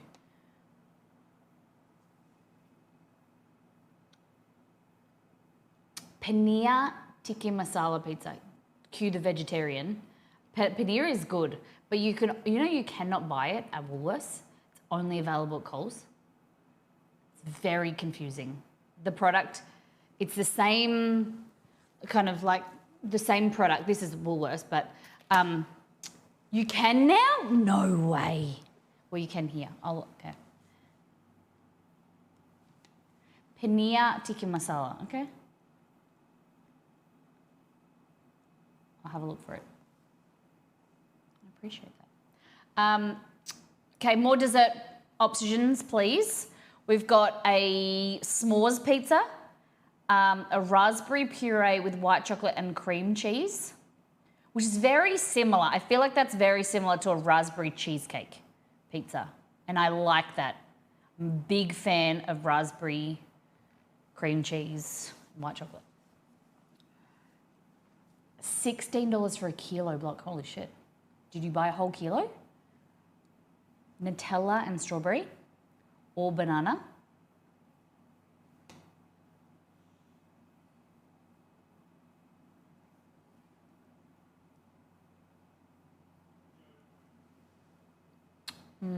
What about,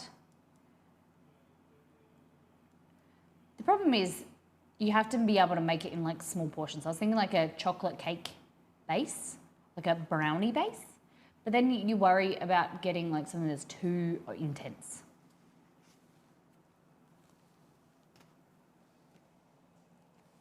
Oh, I do online shopping anyway, so they find it for me. I hate that Aldi doesn't do online shopping because I would easily buy from there instead of supporting Coles and Woolworths. But I can't be trusted in a grocery store.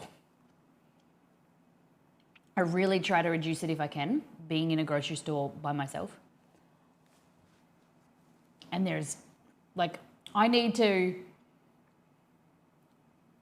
eat like a 3-course meal and I need to be really full to go through a grocery store because I'm like, oh, I'll buy that. But it's just like stuff like I'm like, oh, I think I've run out of that, or oh, that's on sale, I'll buy that. I'll try that out.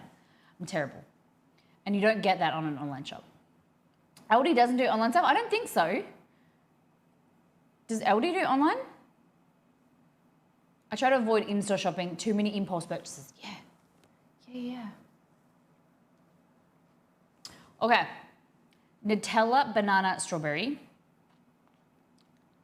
They do click and collect. I'm gonna make a note for myself.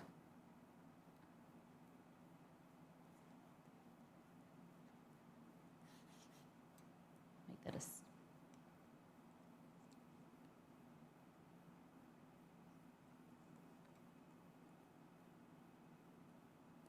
click and collect.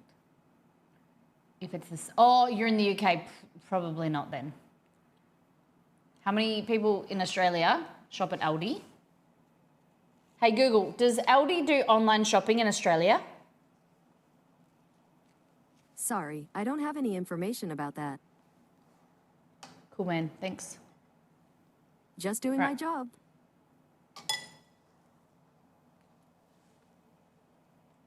Almost never.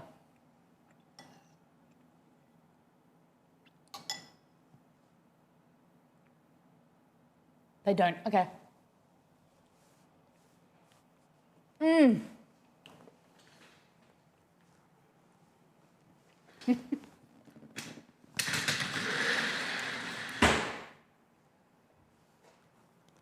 Sorry I got your hopes up, it's okay. I'll just... It's gone now, out of my life. Although they are for personal preference. Taco Bell, not too bad. Not too bad. Well, not my favourite, but not terrible. Okay.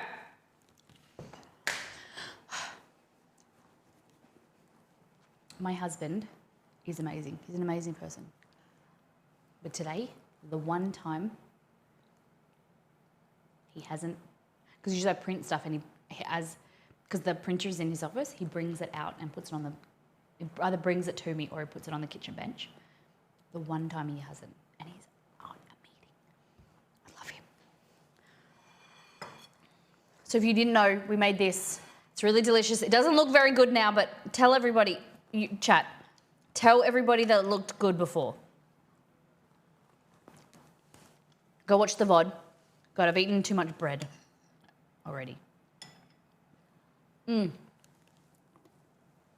Trust me, it was very pretty before, or Bretty. It's insane. It did in fact look good. Okay, let's make some pizza. I need to find the recipe again. And the best thing about this is I move it all away here and you guys think that I've got a clean kitchen.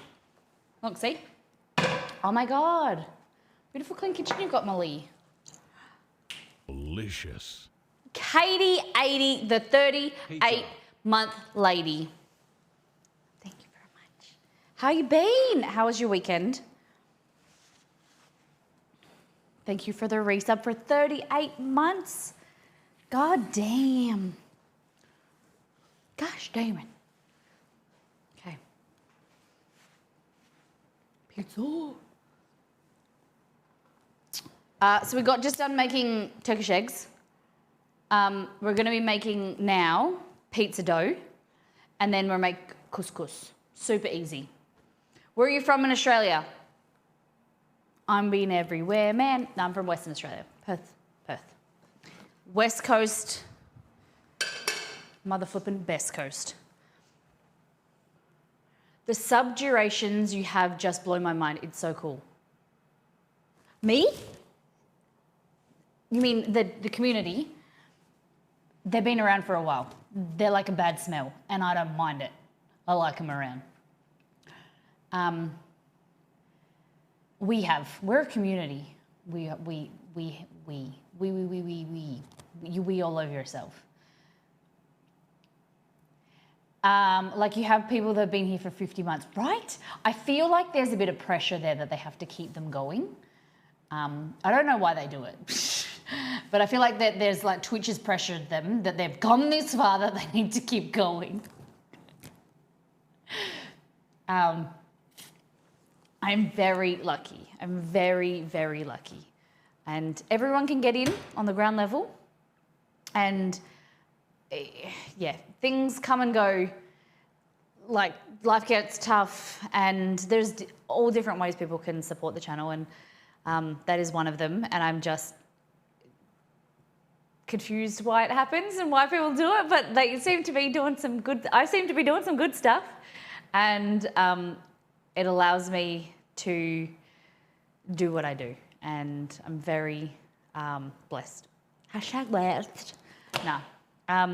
You know, I'm just lucky to have you. I won't baffle on you. I don't want to hear me tell you how good you are, but you should know how great you are. Each and every one of you. A little pressure never hurt nobody. Okay. Here, we've got a bowl.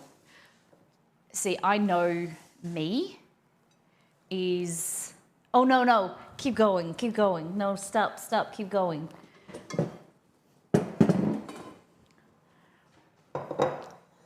I listened to a podcast on the weekend. I harp on about the imperfects a lot. It's a group of Aussie guys interviewing and talking to people about, you know, celebrities and people that you think that their life is perfect because they have fame, they have money and everything. And it's about talking to people through raw, real, honest conversations about how no matter who you are, everyone's got something going on and everybody feels pressure or struggle at some stage, and they choose to learn from that, or they go through things, and it's about kind of having conversations and acknowledgement of that. And it's called The Imperfects, and it's great. And I listened to one on the weekend about an Indian woman who, her name is Kiran. I'll find you if anyone's interested. She started an organisation. She was a doctor in India, and she created this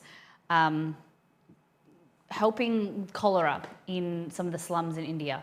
And it just kind of, she was helping other people, and, you know, giving back to her community and helping them in a way that they could help themselves and through education and health and whatever. And it was amazing. But one thing that I picked up on that was she was talking about affirming people, and I really don't think that we do that enough in life, that it's not about giving someone praise. It's not about like telling people, you know, that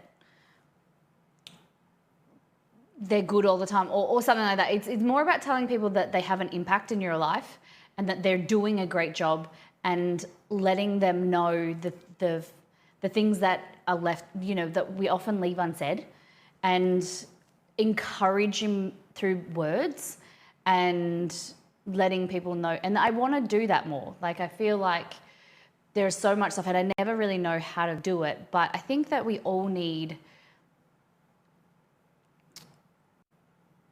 to know that things are going to be okay and that things are going to work themselves out, or that you have the strength. And, I just really resonated with me. And I don't know,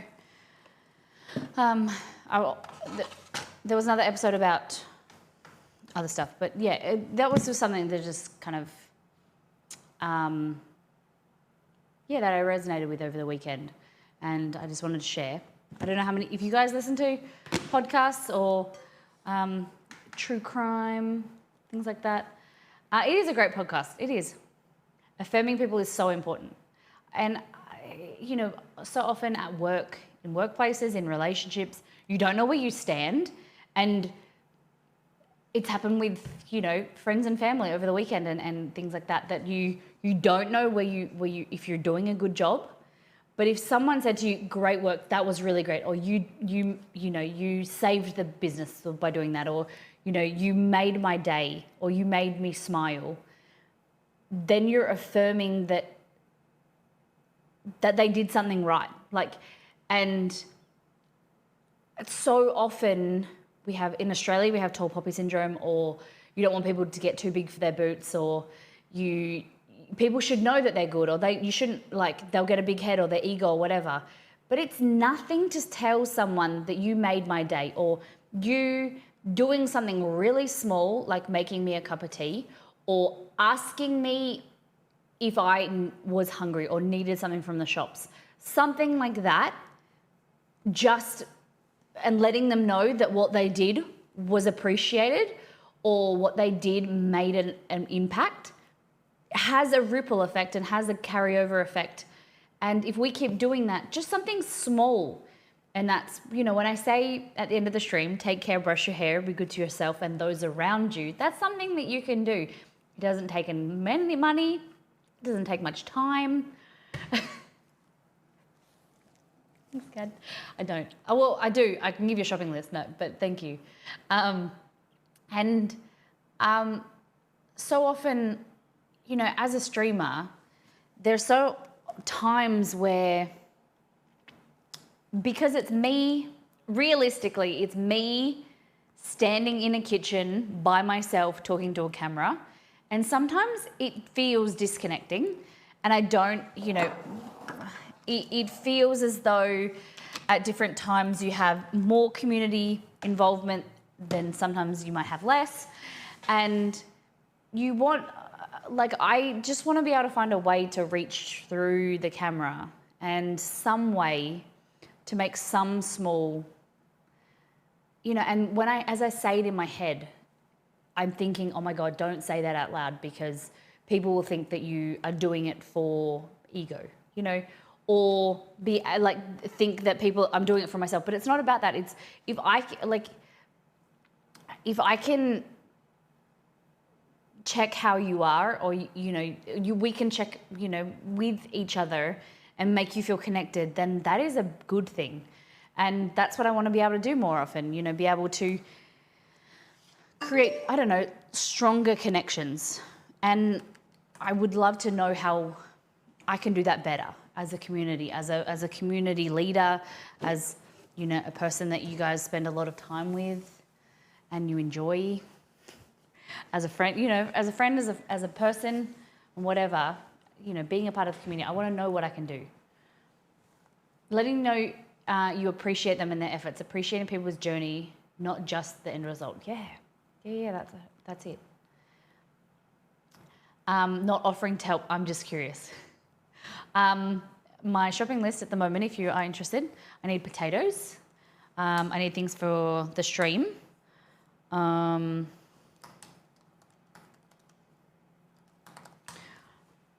had this experience just today, and it is a great feeling, being affirmed about something I did. Yeah, and just even if it's something that you think, oh, that was nothing, knowing that someone that you are seen and that you are appreciated is a beautiful feeling. And if we can do that to check in with our friends and family, and we do that more often, we'll be a more connected, community, a more connected group. And that's why I've said for a long time that I love when you think of someone in the community that you haven't seen for a while, you send them a message, like in the Discord, the Care Centre Discord, and be like, hey, thought of you, hope you're having a great day.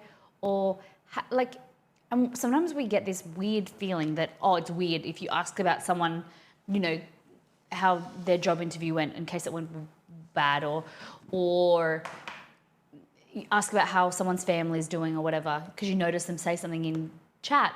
But people appreciate it more because they know that you're taking notice, Okay.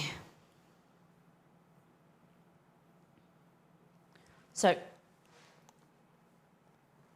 1 kilogram, just over 2 pounds of flour. How about you guys? Has someone said to you something before that has made you feel good, and it may be something small that made your day or made you feel good? Okay. 1,000 kilograms. 1,000 kilograms, 1,000 grams. It'd be a huge pizza if it was 1,000 kilograms.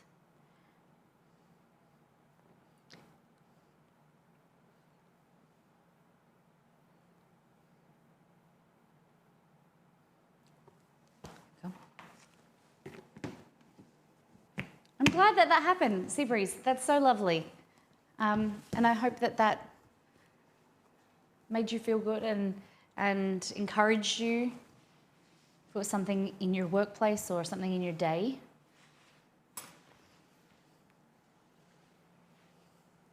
Okay, 1,000 grams.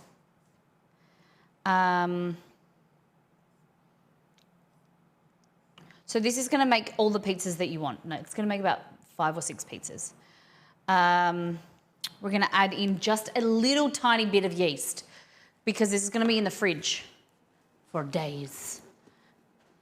Okay.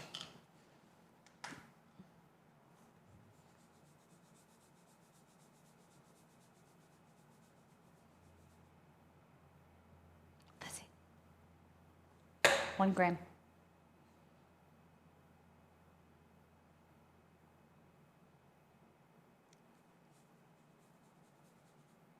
A little bit more.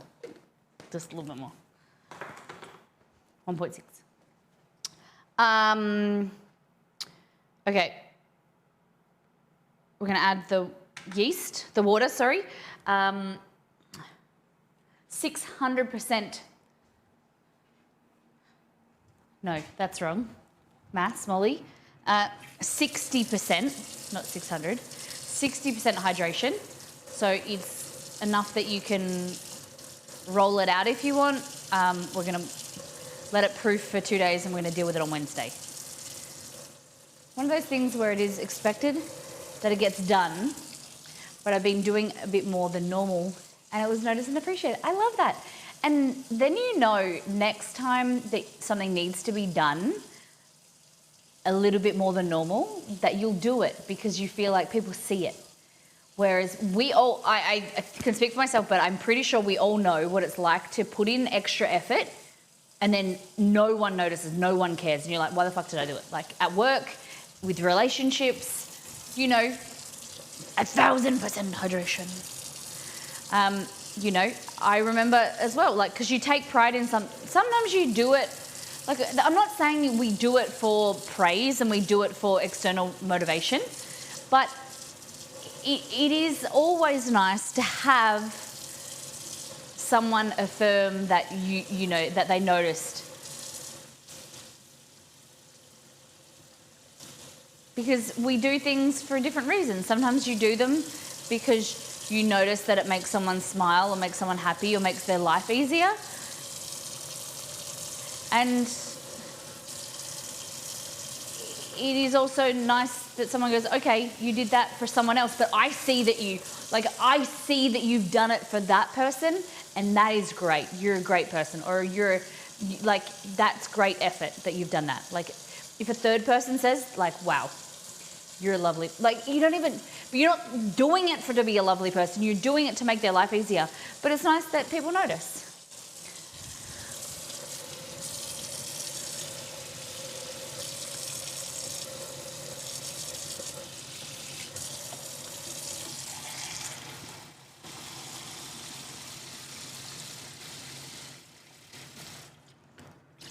Okay.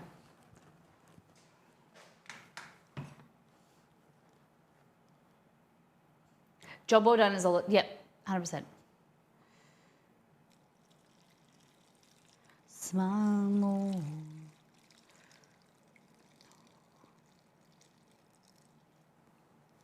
A little bit more.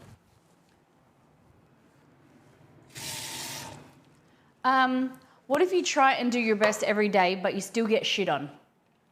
I get that 100%. It's very, very frustrating. It's very, very hard. And that's if you're just trying to do, like, sometimes you like look for other ways of, if someone's like, if it's a consistent person giving you shit and like ragging on you and making you feel, then like, it's one of those times where you have to look at them and be like, what's going on? It's an active process, and it takes time and a lot of effort, but you go, like, what's going on in that person's life that they're ragging on me? Are they perfectionists? Are they under stress or pressure? And try and understand why they're being nitpicky. Sometimes they're just a dick, and you can think to yourself, like, you can look at them and just think of a dick, and that might make your day better or easier. Sometimes it means that you need to get out of there. You need to surround yourself with people that treat you well. And that's the hard thing, is that sometimes there might be someone that rags on you, but there is also another person that you know you're doing it for another person, or doing it for a reason that is greater than that dick that's hating on you, or you know what I mean? And that you got to like prioritize about, like, I'm doing this because I know that this is going to be done properly, done randomly, and done well. And it's not as easy to say, oh, move your job, leave, surround yourself with other people. Like, that's an ideal thing. You'd want to be surrounded by people that appreciate you and love you and respect what you do. But as we know, there's a lot of humans in the world, and you'll just go from one place to another.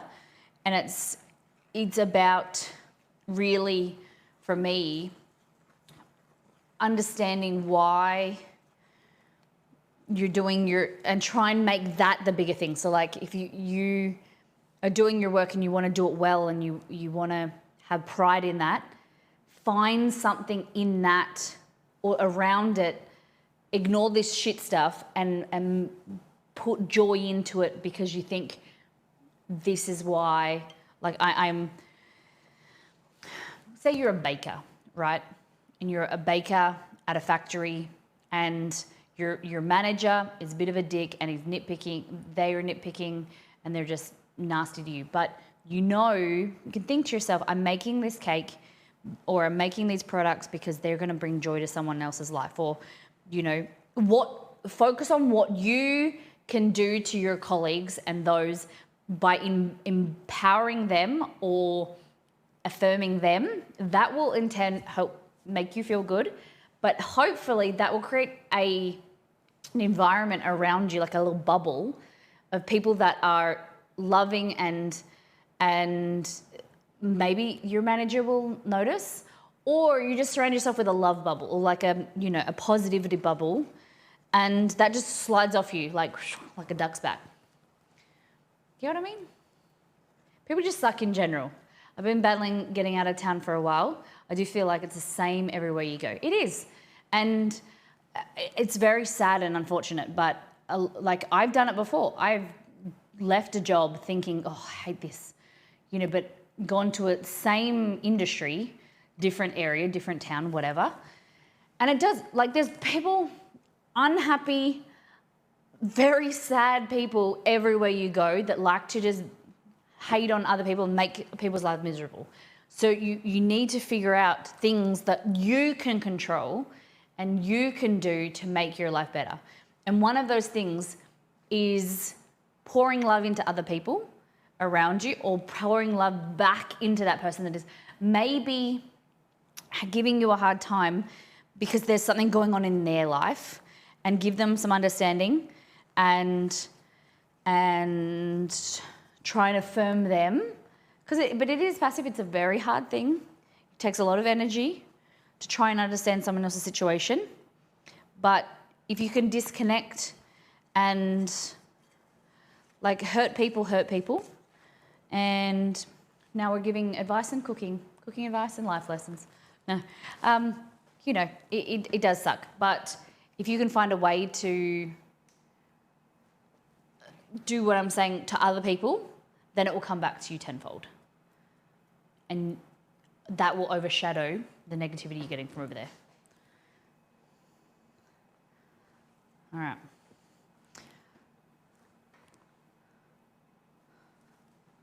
Salt. This is our dough. We just mix it together. Scraggy. You don't need to really knead it. Like that.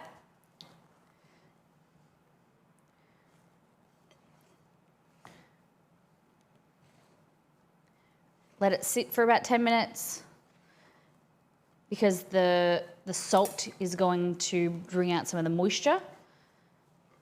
Look at that. And then we'll let this, when it comes together, what we'll do, hurt people, not hurt people, yeah. Hurt people! Yeah. Welcome. Thank you for coming to my TED Talk. All I'm saying is I want to be more connected with our community. I want you guys to know how great you are. And I want to see you cooking. And I want you to see you spreading, caring for the people around you. My boss is angry. I hug my cat. And he's 48 pounds of... Hey Google, what is 46 pounds in kilos? 46 pounds is equal to 20.865 kilograms. That's a big cat. What kind of cat is that?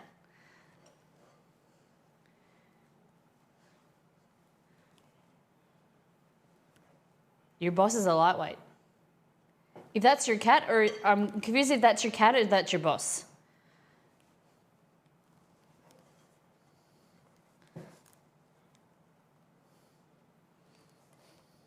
Okay.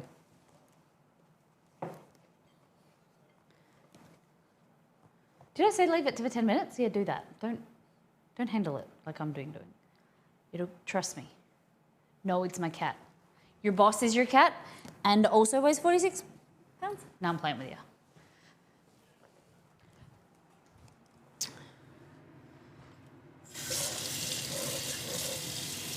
That's like Chester size.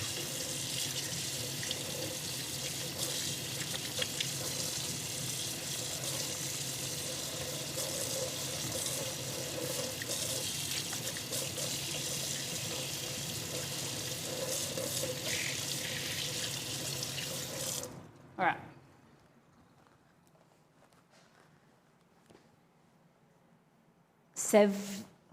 Serval, F1. Does he go really fast? Kitty named Enzo. And he's an F1 type. Okay. Fernando Alonso, does he know him? Or, I don't know F1 really. Let's look at this type of cat. Serval.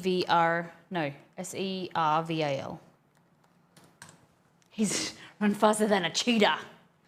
Oh my God! That isn't a cat. That is a jaguar.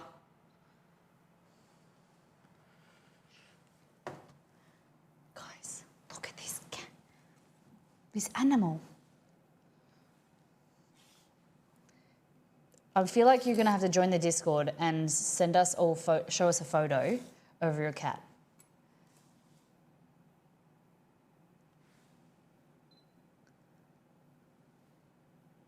Basically close to feral rat. Oh.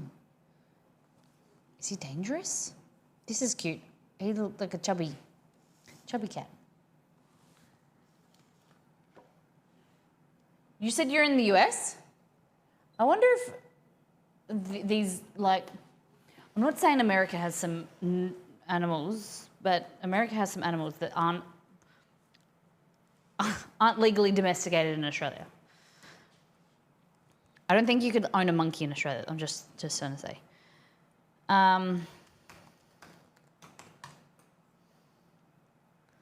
Right, let's see.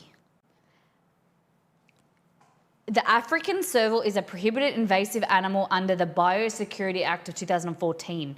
You must not keep, feed, move, give away, sell, or release into the environment. Penalties may apply. Damn. That's from the Queensland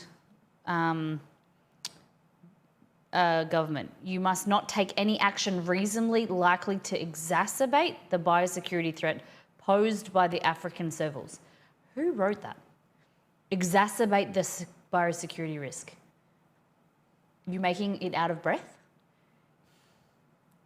I know what the word exacerbate means. Does it count that I saved him from a poacher? It's licensed and registered. Wow. So this is when you lived in Africa? And you were saying that you've moved from Africa to, did I read that, to London to the US? I will say, if you run into something similar to that here, don't fuck with it. It'll hurt you. Yeah. Does he hug you tightly too when you hug him? Are Bengal cats legal in Australia? Okay, illegal animals in Australia. South Africa, Joburg, of all places. And you transported him wherever you are now? Wow, I feel like that'd be expensive. Okay, things that are exotic animals as pets. American corn snakes was the top one, probably because it starts with A, right?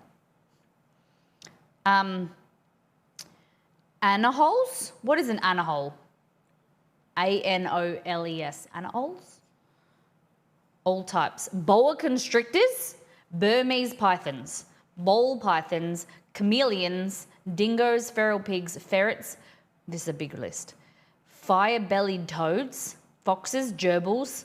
You can't keep a gerbil? Interesting. I thought gerbils were just... I thought a gerbil was a... like one of those little guinea pigs. Aren't they gerbils? Yeah. We can't get... I had a hamster at school. Pretty sure.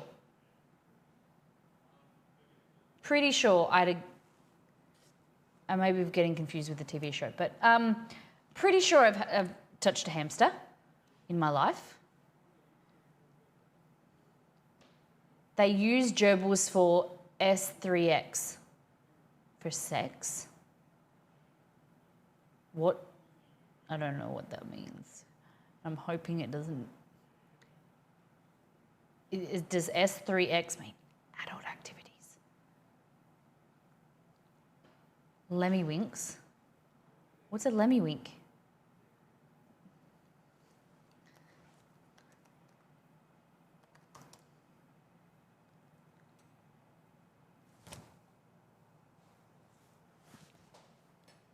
No. No. No. No. No. No. No. What? Why? What? Gunny pants are too large. Yeah, first time I'm hearing this, and I don't want to hear this. Yeah, nah. You can't have an iguana, you can't have a hamster, Herman tortoise, a pit viper, a poison arrow frogs. Okay. Rabbit? What the fuck? You can't have a rabbit? I had a rabbit. That's a lot. This is in Queensland, different state, but I had a rabbit growing up. One night I had 2 rabbits. The next morning we thought we had 2 females. Turns out we woke up the next morning with 15 rabbits. They were a boy and a girl, not 2 girls. You can't in Queensland. Interesting. Iguanas, monkeys. It says monkeys. It just doesn't say what type of monkeys. Squirrels, stoat. I don't know what a stoat is. A weasel and a wild dog. Interesting. Now that, why I do not.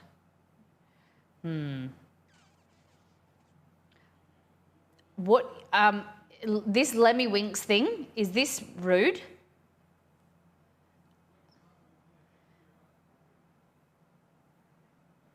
Why is Queensland, they're restricted for pets because if they weren't, then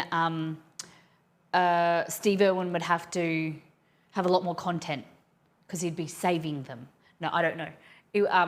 I think it's because they have cane toads and each state is very restrictive of different things. Like our state, you can't bring honey in. You can't, like we have wildflowers and rabbit issues and things like that. So obviously, because mine got out and bred too much, no. The biosecurity in each state is pretty specific, but the far north Queensland is very tropical. They have cane toads, and I can only think that that would be a reason why. I want to adopt a panther, but that's very illegal. Oh my God, why though? That'd be like a good thing to look at, but like that's so dangerous. That would scare me. Like, oof. We had black rabbit when I was a kid. It got out and the neighbour had an explosion of wild black rabbits not too long after. Wow.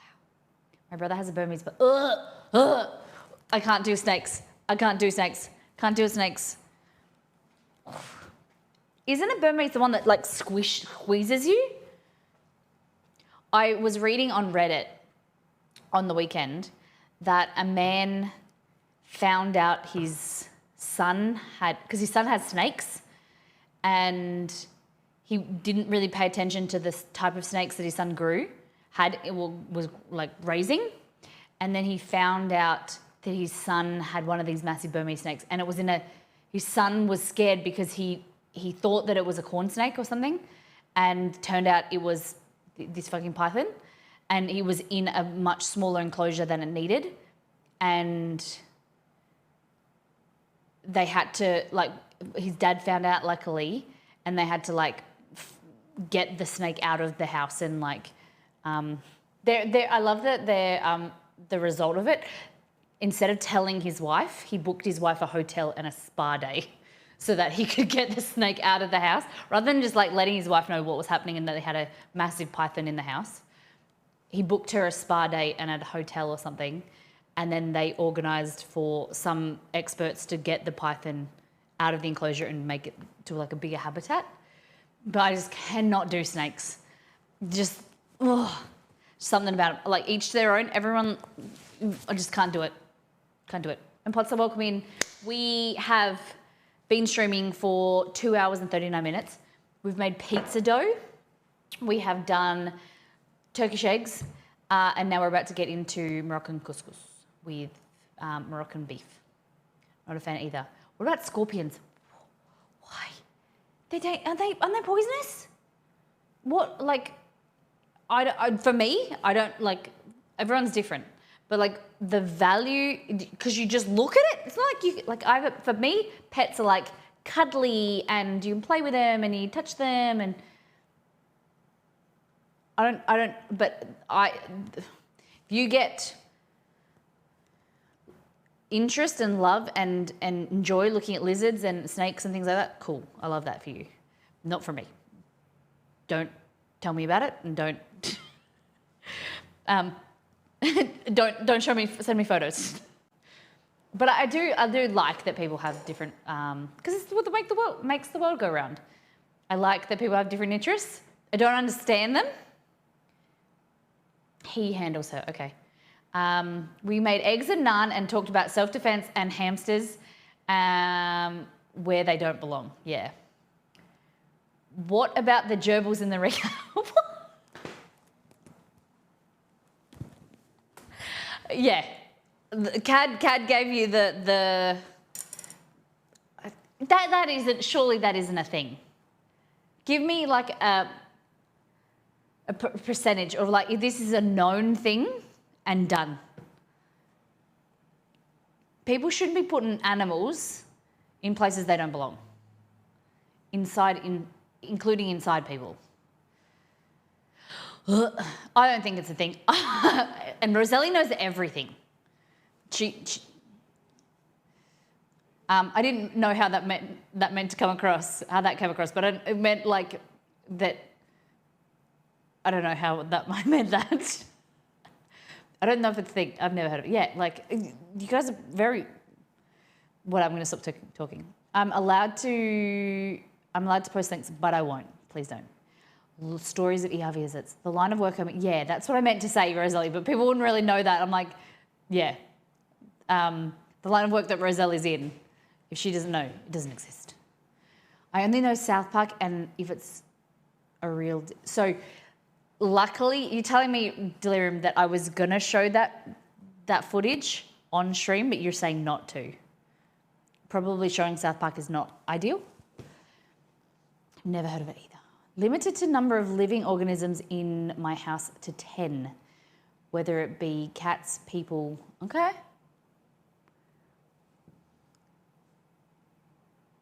Oh no! I wouldn't insult you. No.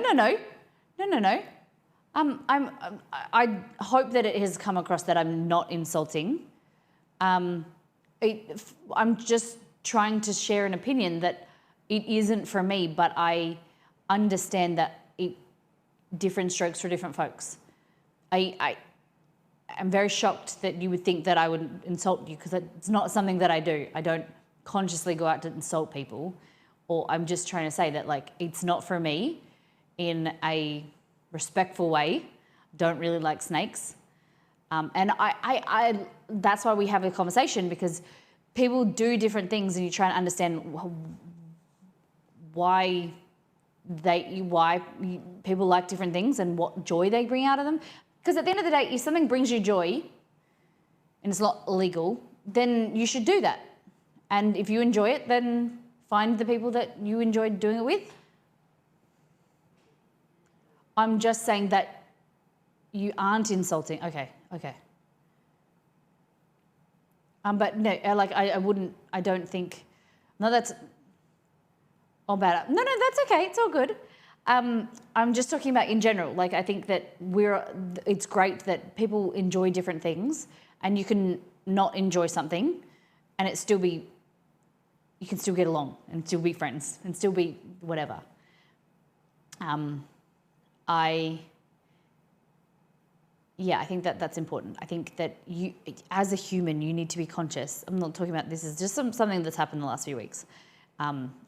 Like for me personally, that as you get older, you need to understand that people can have different beliefs and opinions, and you can still get along.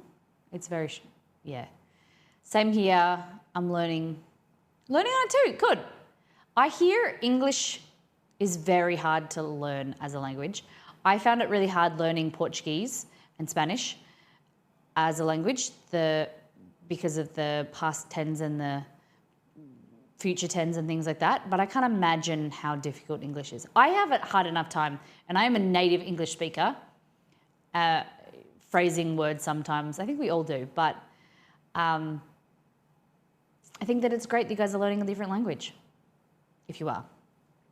If you're just like me and you're just trying to speak your own native language, then props to you. I'm trying to learn Spanish, and I wish I did. How come? Tara, Japanese is difficult? Conjugation in Spanish is difficult, yeah. Portuguese. Eu vou, você vai, nós vamos. Elles vont. Like we go, I go, you go, we went, you went. Like it's very confusing. Someone said on a stream the other day, English isn't a language. It's 3 languages in a trench coat just pretending. It's kind of true. I get that. Somebody. Who's the somebody? Okay. This is our dough. We do cook around here every now and then. If you're new for the first time, welcome in.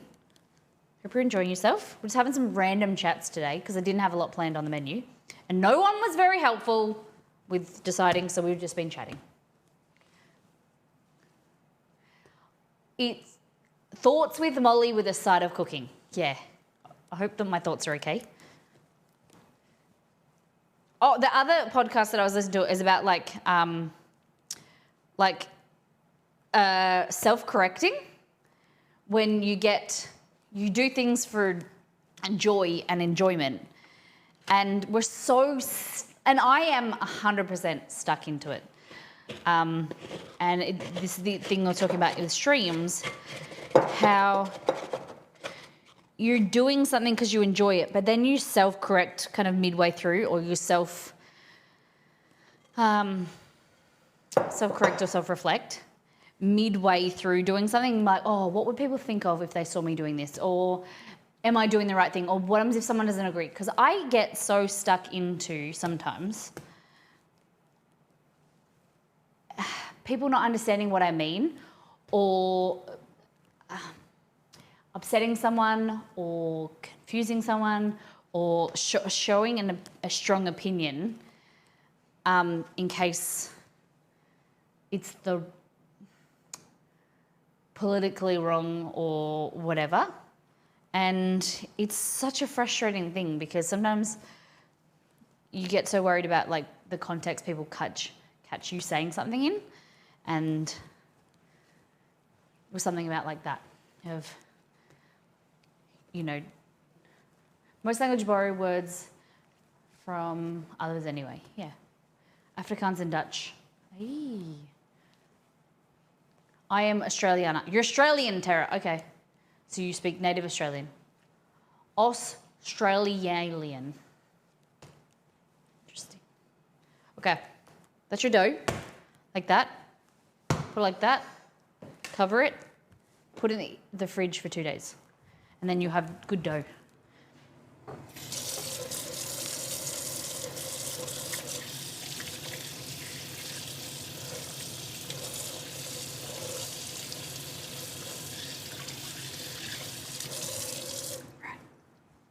What you making? Pizza dough. But we're done now. We're done. Okay, couscous.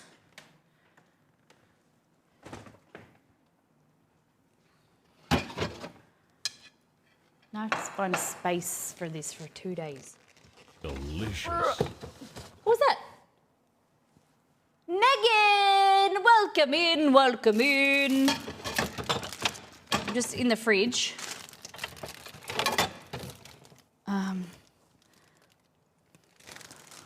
Ahoy, hoy. How was your stream? Welcome in. How you been? What's happened? Thank you, guys.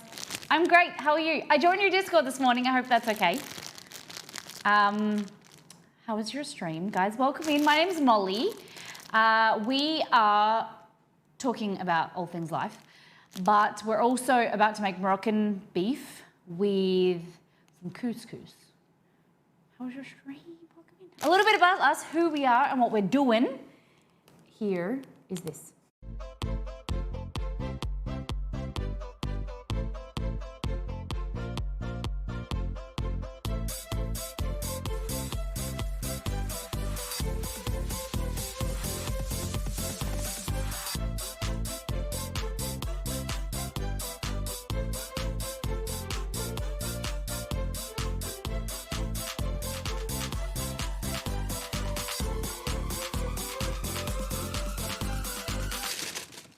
Welcome in.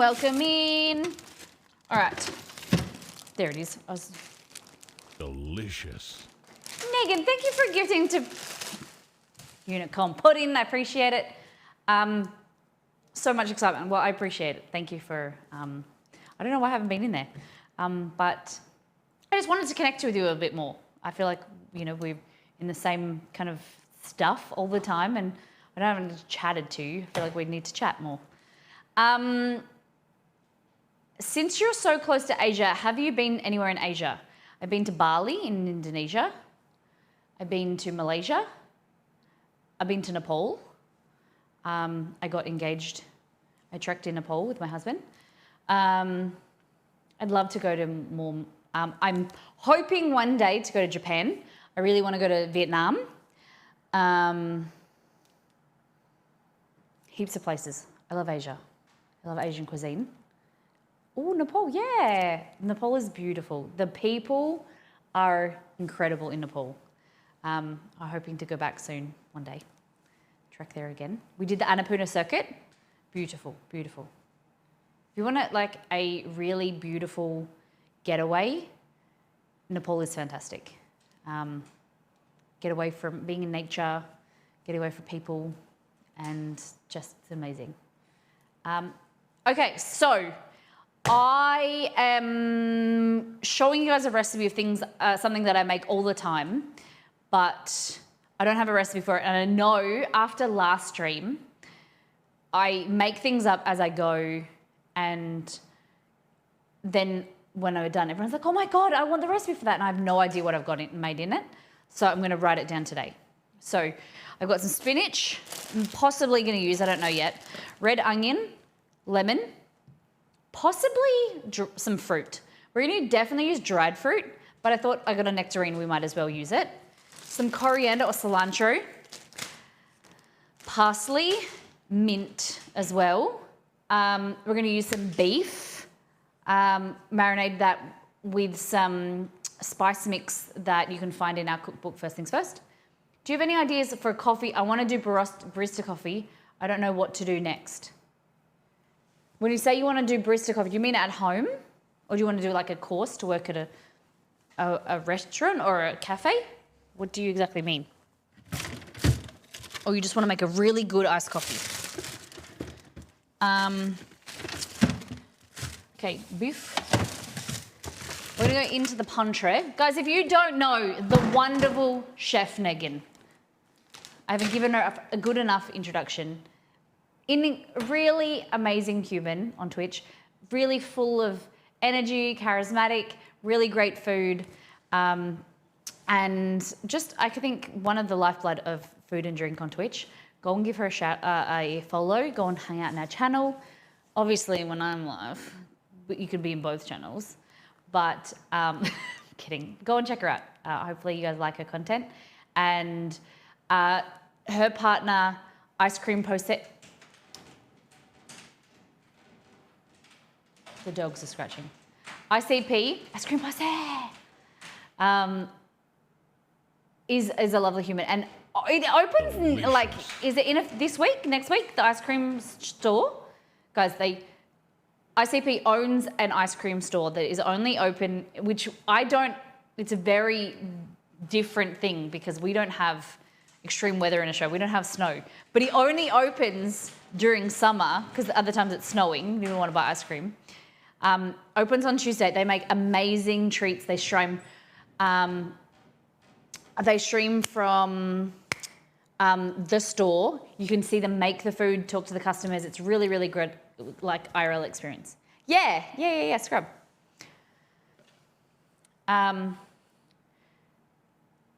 We need to go into the back. Opens on Tuesday. Oh yeah, ICP, yeah.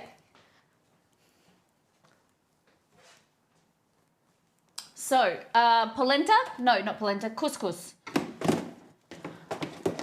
is here. You can definitely do the big pearl couscous. I don't like it as much. Then you'll need some nuts. So we need some like crunchy element, which I usually do like some flaked almonds here. Pistachios as well.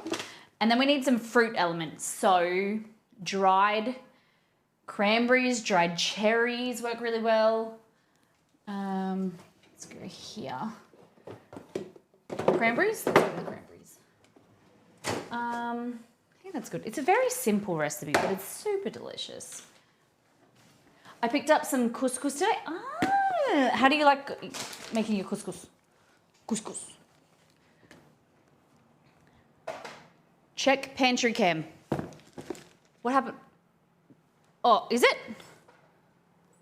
Hold on. Is it blurry? Oh, I knocked it. Hold on.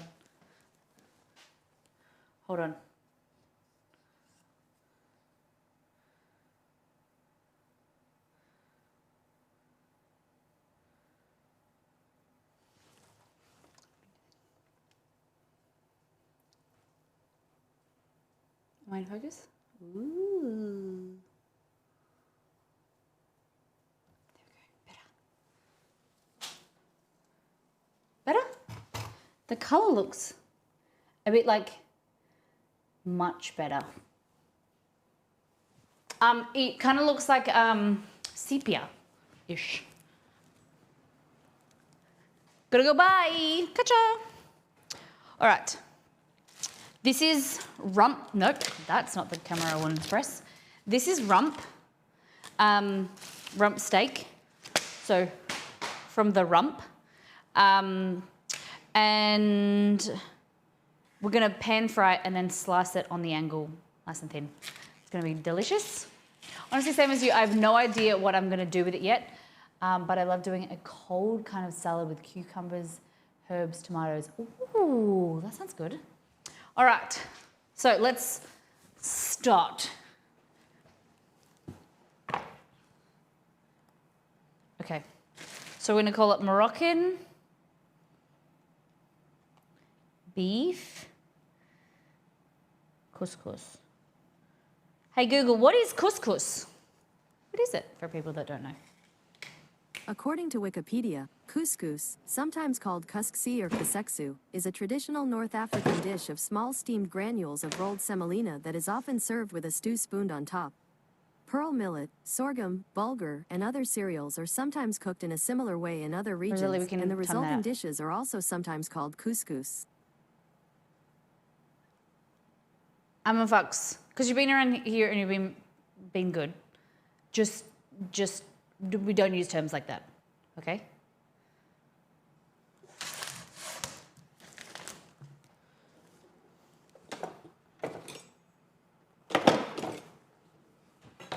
All right, so little bowls, they can be big or they can be little. We like them both sizes, but I think they're a little bit chewy when they're a bit big. So I like the smaller size.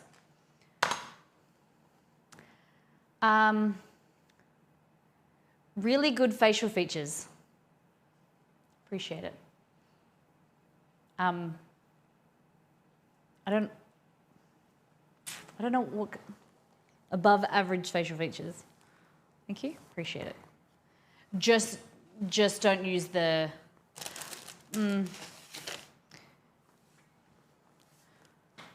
yeah. I really like the P word. It's not for me, but appreciate the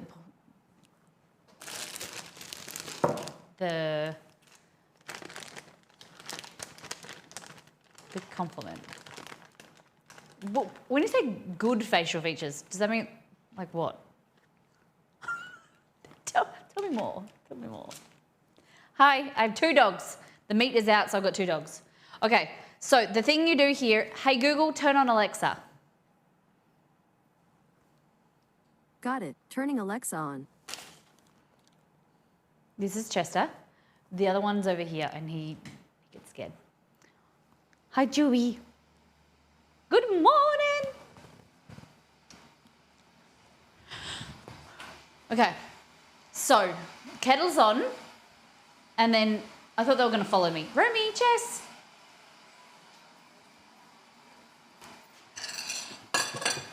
So you guys can see them. There you go. Come here. They can't see you. Hold on, stay there. Stay there.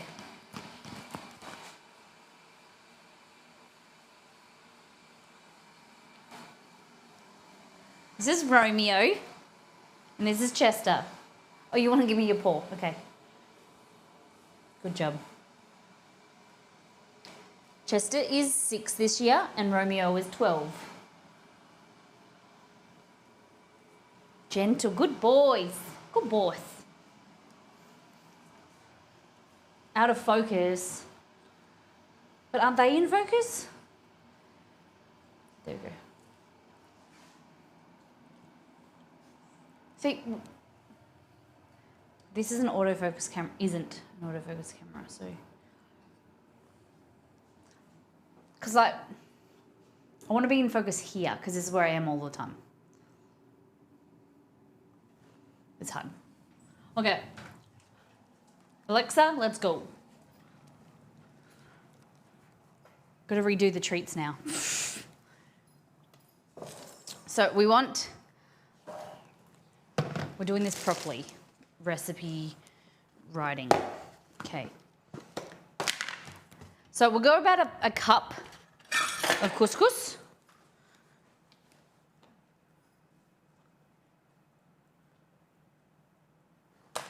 One cup.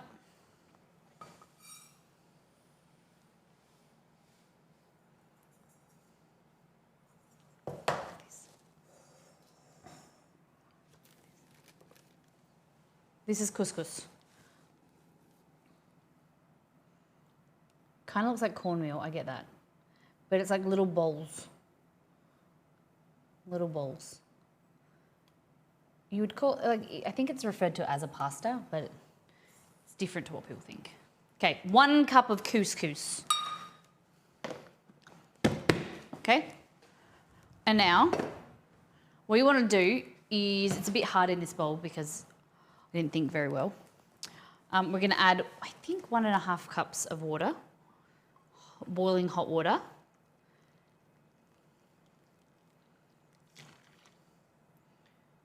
We'll do 1.25 cup. And what it's going to do, it's going to absorb all of that moisture. And we don't want too much water because we want to do it 1.5, so.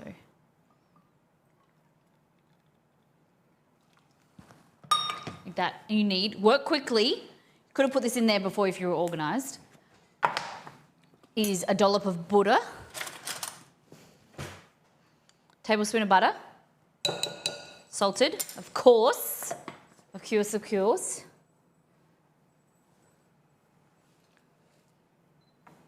There we go. Half a teaspoon of salt, like that.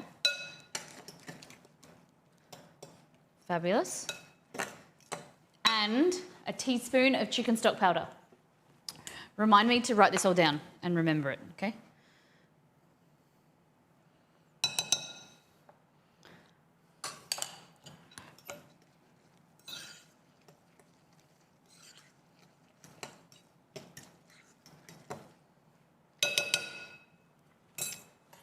Write it all down and remember it, yeah.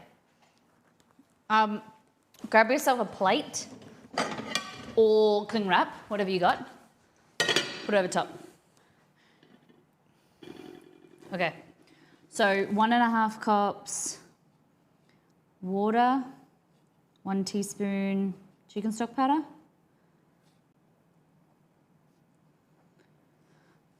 one tablespoon of butter, pinch of salt. Seabreeze, thank you for hanging out. I hope you have a fantastic week. Thanks for being here. Take care. Look after yourself. I'll see you next time. Okay. Now, so leave that to do its thing. What we're going to do is we're going to chop up some parsley, some coriander. I don't know if I want coriander. But just half of that went in the poached egg water. A 1/4 cup of red onion, diced. We're going to do 1 nectarine. You could use peach, you could leave it out. Diced. 2 tablespoons parsley and mint. Okay. Just get that out like that. Grab this, and what you want to do is like roll it, chiffonade, like that.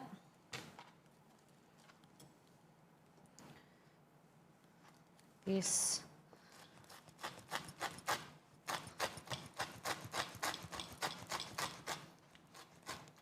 Oh, there's a bit of a stalk. Take that out.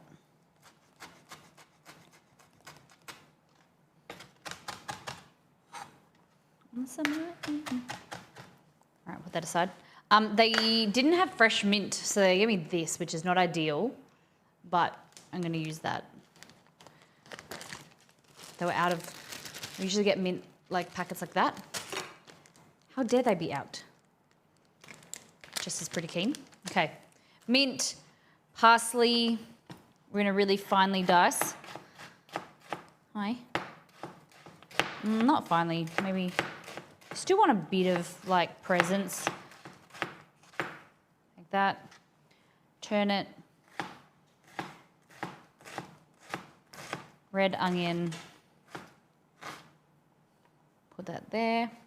I like to have all this prepped and organised so that I can cook my steak, let my steak rest, bring it all together, then slice the steak and then go on top. So it's already prepped and prepared. Might do more. Let's go change that to 1/2 cup of red onion. So basically you just want to chop it one way, turn it around, and then chop it the other way. There we go. Now I think that might be too much, but it doesn't matter. How many of you guys like nectarine? Is it something that you have? This one looks like a butt. Look at that. This butt.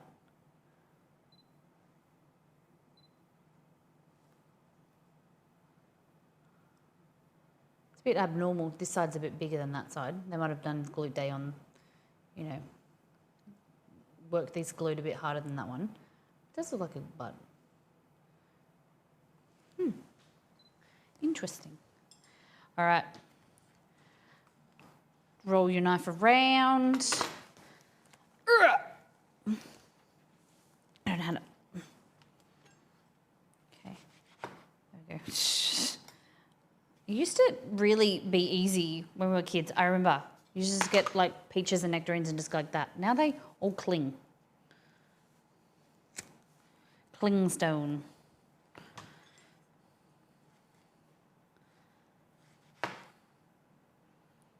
All right.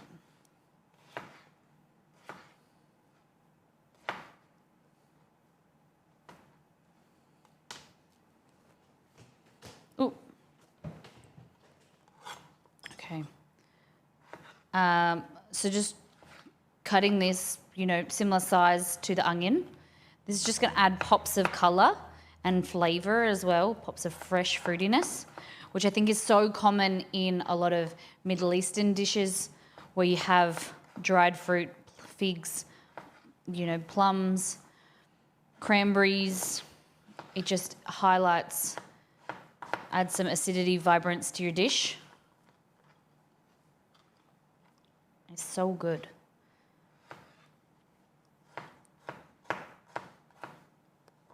That.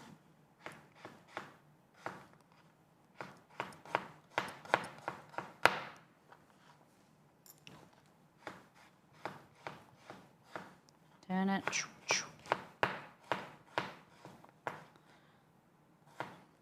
Just a reminder, there's a new recipe on the website today. Hot cross buns was released. Miss Molly Mondays. New recipe comes out about 7:30 in the morning. Okay. Yeah, I think that's too much onion. I'm going to go back on the amount of onion.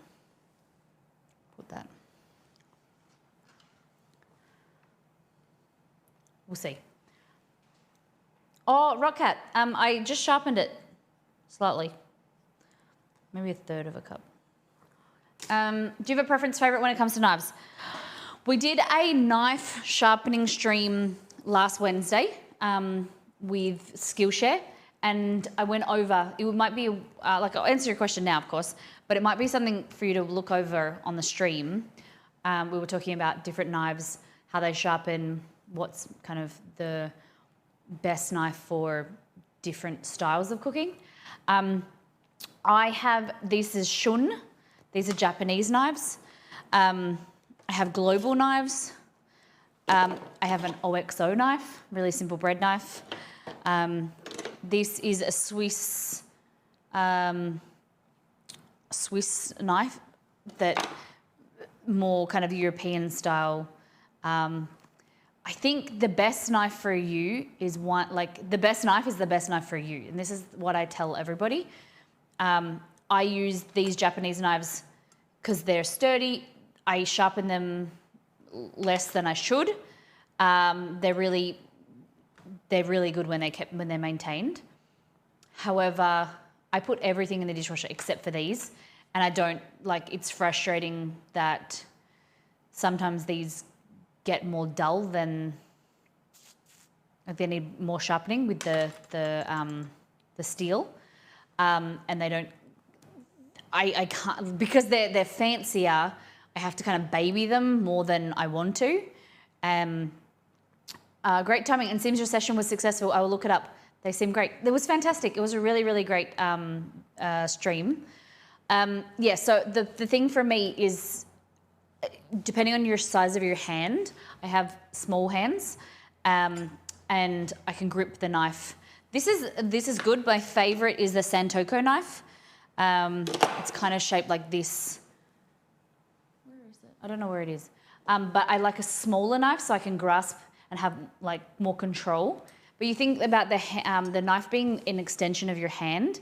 It has to feel comfortable. You should be able to chop with it for a long time without feeling blisters, feeling uncomfortable. It shouldn't be too heavy. My brother has some heavier kind of Wüsthof knives, but they are not something that I find comfortable using for extended period because they're too heavy and I get a lot of strain in my wrist. It's something that you will build up the longer you use it, but look for different brands. Try before you buy. Go into a store, try different size of the barrel handles or the more slimline handles, and figure out what's right for you. Find something that if you are interested in sharpening all the time, it might be something like going down a different route. If you want something that is sturdy, that you don't have to sharpen frequently, go more I don't know.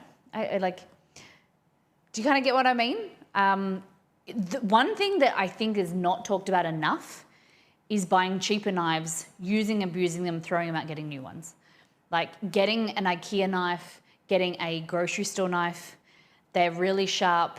You can sharpen them if you want to, but they will do a good 6 to 12 months, and then you can replace them at a really low cost than buying a really expensive knife.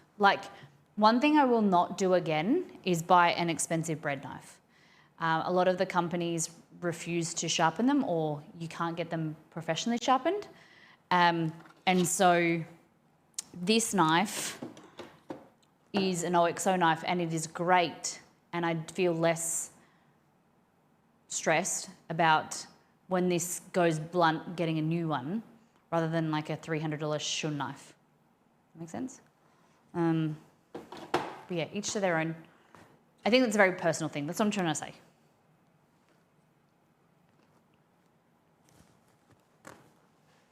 I wonder what kind of brands do you guys use? What kind of knives do you guys use in chat? All right.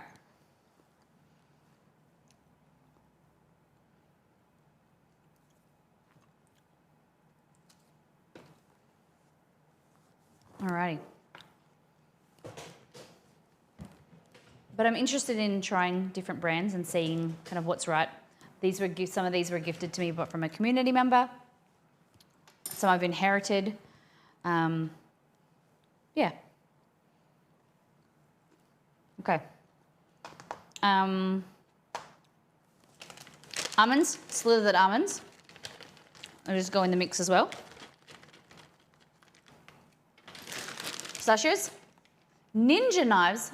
I didn't know that they were a thing. There seems to be a lot of Ninja products out there. Okay. Pistachios, I'm just going to roughly chop. Use whatever you've got in the pantry. You could use almonds, pistachios, macadamias, whatever. Just a bit of crunch. Okay, like that. We'll add the mint. I'm just going to chuck it all on my chopping board and then mix it through. Quite a bit of mint. The whole lot, okay. So that's about 2 tablespoons of mint. These are dried cranberries. Why not chuck a bit of that in there as well?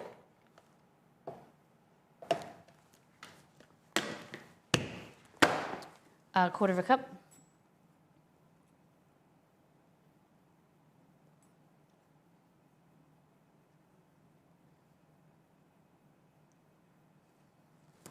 I think that's it. Mint, parsley. So we've got red onion, nectarine, parsley, mint, cranberries, almonds.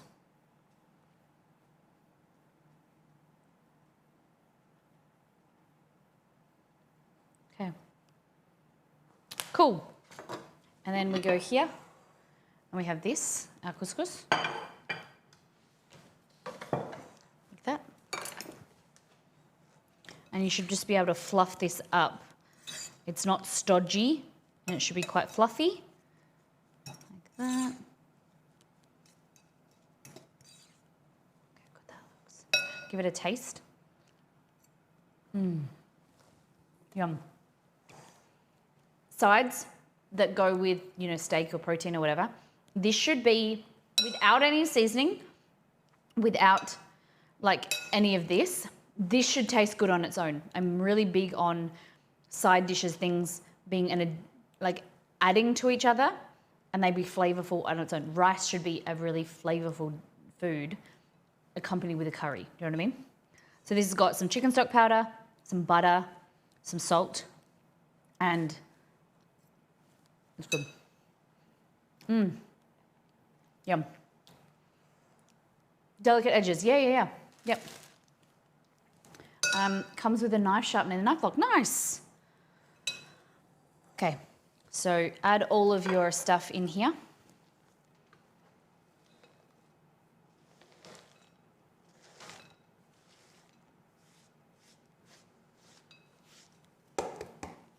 So this is a really quick, easy midweek or some midweek meal, or you can meal prep this as well. Look at that. You can serve it cold, you can serve it warm.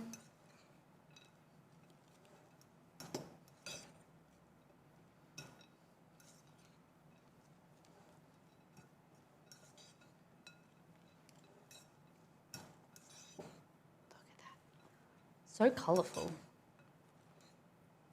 I'll taste. Yum.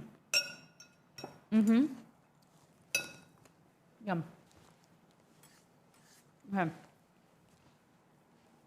now we're going to add in our spice mix, which we're going to make up from this. Okay. So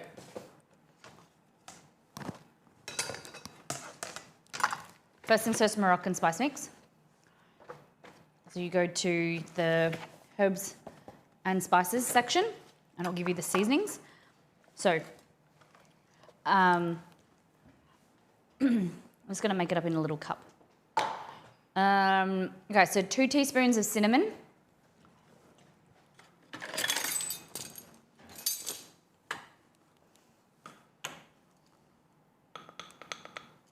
One, 2. Okay, a little bit of cayenne here. A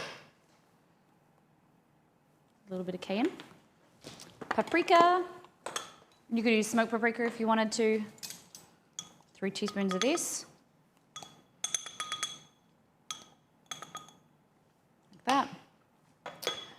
Teaspoon of pepper.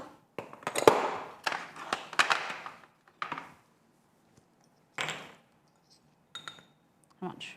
Teaspoon. 4 teaspoons of cumin. Cumin. Clove, coriander, cumin.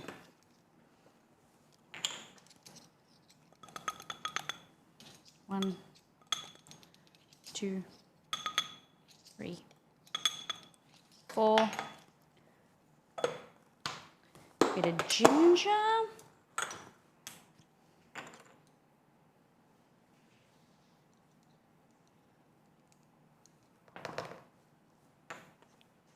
Teaspoon of salt.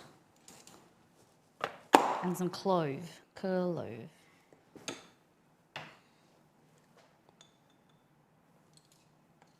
we go.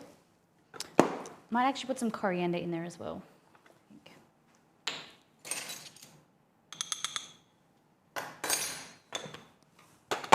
Okay.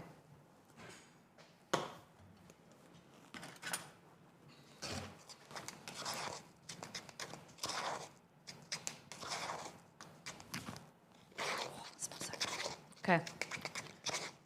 So I want to add, you could toast it, but I'm going to add a little bit, teaspoon into here, like that.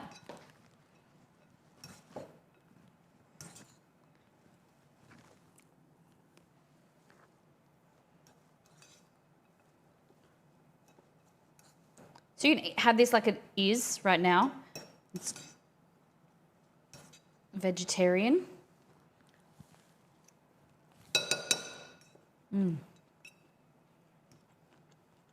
So good.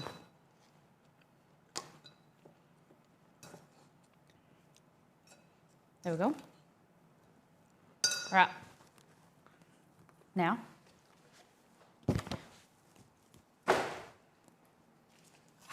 here, grab your beef.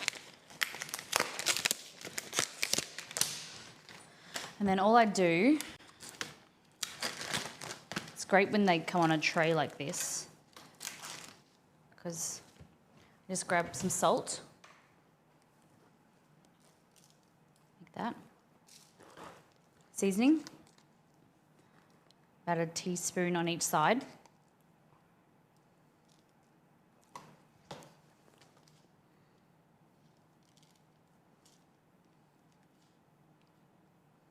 Like that.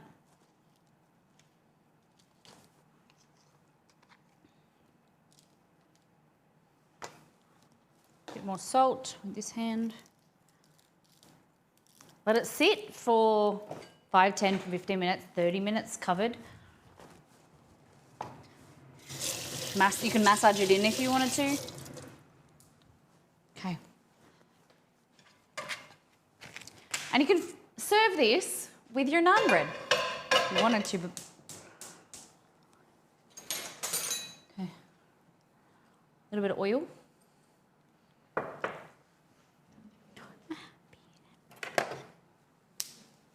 Okay.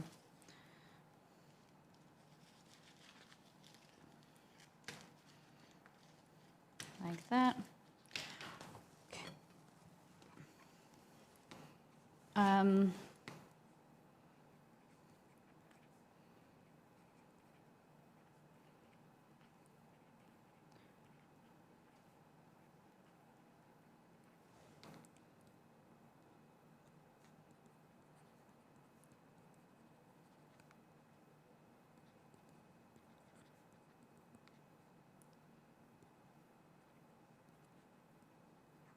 Cool. So you want to get this nice and hot. Ideally, you'd use like a cast iron pan, but then non-stick's fine.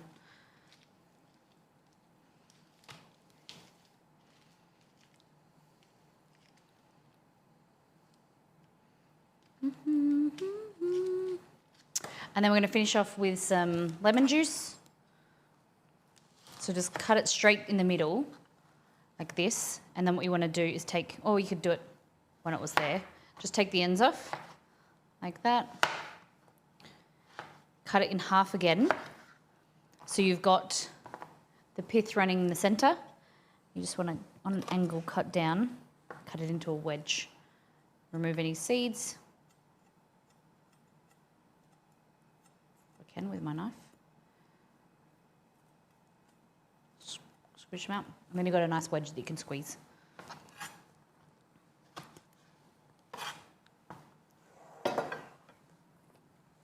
So, like that. You go straight down through this white bit, like that. And then you can go through again.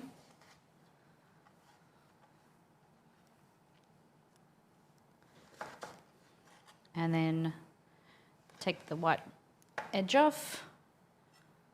Use either a knife. You do this with a smaller knife, or you could use it with your fingers. Use your fingers to do it. And then you've got like a bartender wedge, like that. So you can squeeze into your drink like that.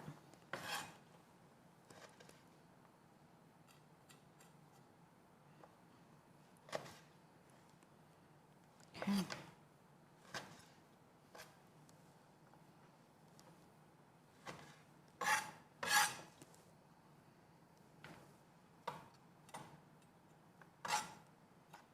Yeah, easily serve this with some halloumi on top, or on its own, just couscous, and you've got a really nice, delicious meal. Okay, so there. A bit of oil if you want.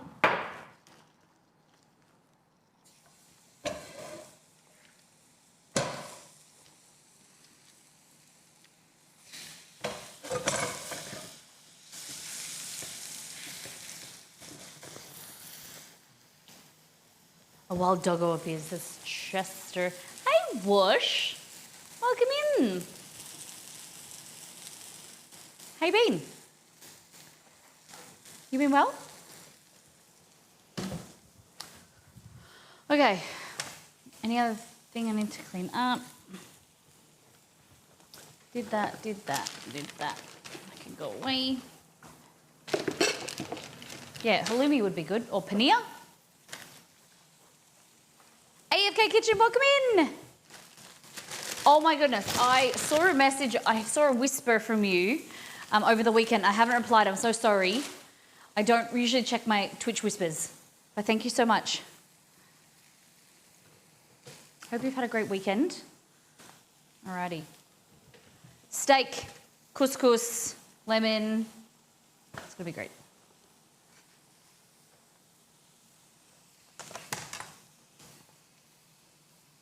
Oh, AOK Kitchen, I think I may be getting you confused.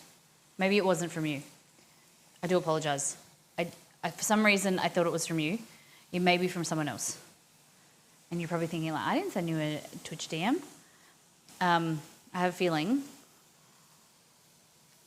I was like, then, because I looked at your name, I was like, oh, maybe I don't think that's from you. You know who it was from? A date night in. Yes. Sorry. Sorry. All right. My pedal's facing the wrong way, so I keep pressing the wrong button. Okay. Look at this steak. The worst tongs. They bend easily, so that you can't really pick anything up with them. See, look at that.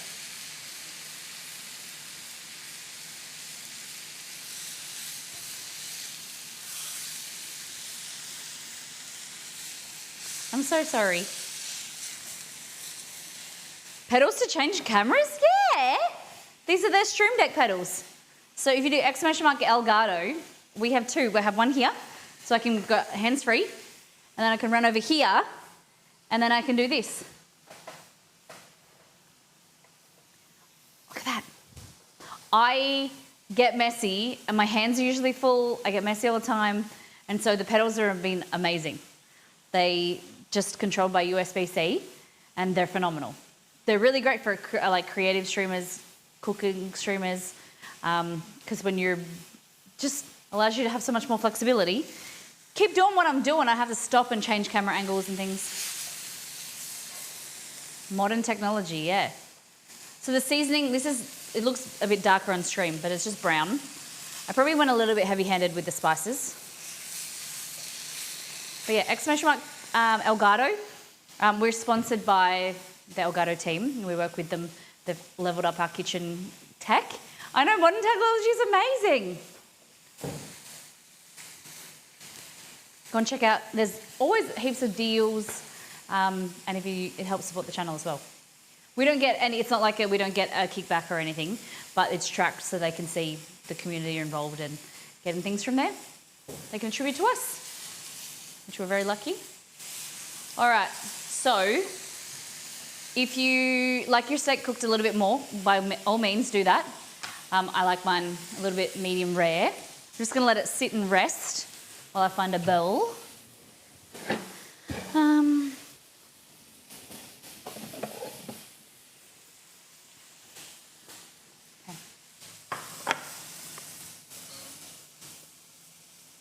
This beautiful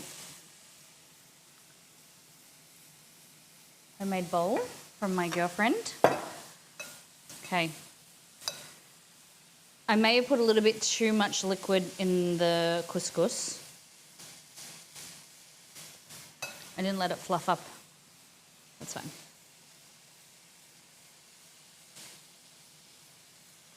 How good it looks. I'm an impatient person, so I didn't let it sit for long enough. Look at this. So you've got chunks of nectarine in there, dried cranberries, mint, parsley. Amazing. So flavorful. Okay.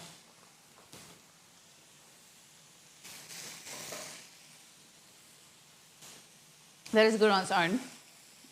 You can do this with lemon.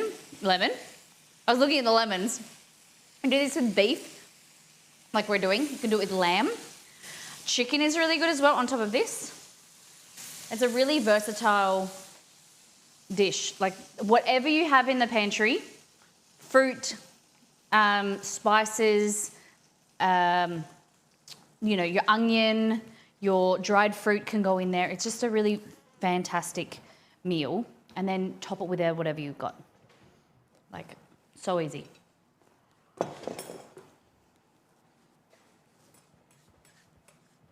many of you guys have never had couscous before?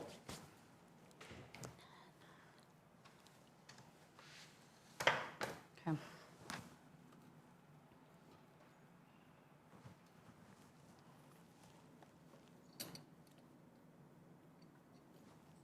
Hold on.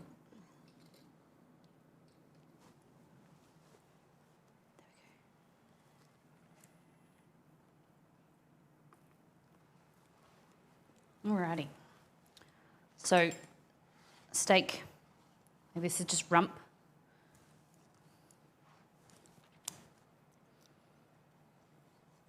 You let it rest a little bit longer. But we're streaming. We don't always have the time. You just be stuck with my incessant talking forever. So what's going to happen is it's not going to change the flavour, but it just changes the moisture. A little bit more liquid comes out because I haven't let it rest. Oh, it's a bit hot on my fingers. I had Israeli couscous, the big one, the big fat one. Did you like it, Krista? Oh.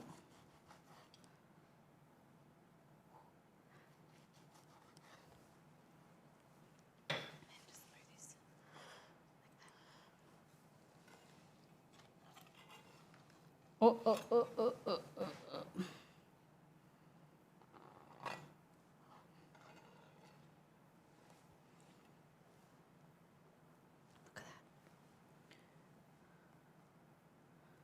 Look at that. Beautiful lunch.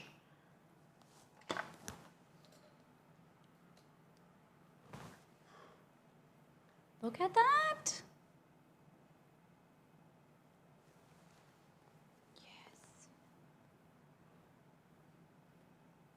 So obviously these are the fatter pieces, so they're going to be less cooked and they're going to be a little bit more cooked towards the end. Look at that. And then you just get some of this juice, pan juices, and just dribble. Hey, Chess. Delicious review from Chuesta. Chuesta Stallone.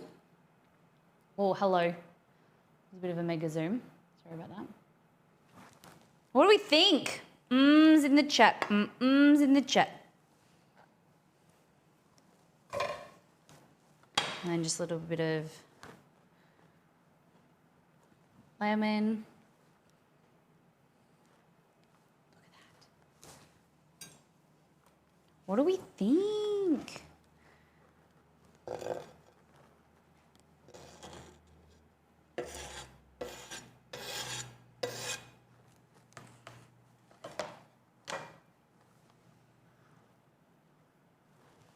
Would you try it?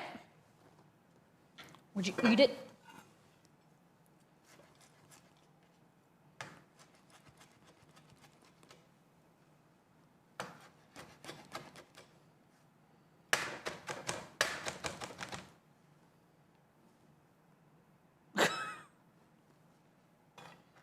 All the chunky bits are coming out on my hand. There we go. Look at that.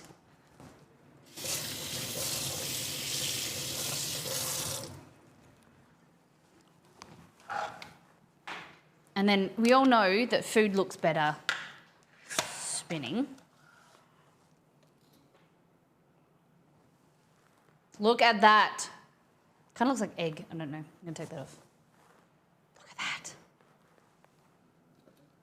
I don't want to make you dizzy. How amazing. Big fan. Super versatile.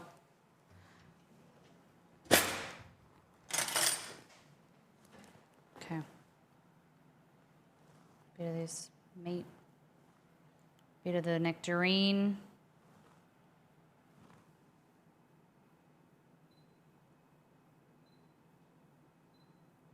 Come on, focus. Okay. There we go. Yes.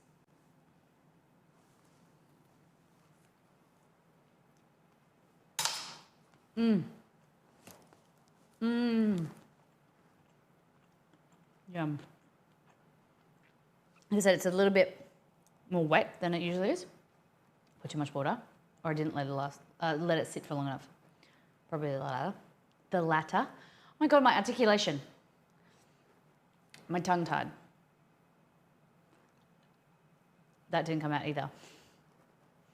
My tongue is tied because it just is so good. Yeah, so the pistachios, cranberries, nectarine. I would have preferred to have fresh mint rather than that half dry, half fresh stuff. But it doesn't say. It's so good. It's really vibrant. It can be served warm, can be served cold. It's just great. Are you guys interested in this? Would you make it? Should I write it up?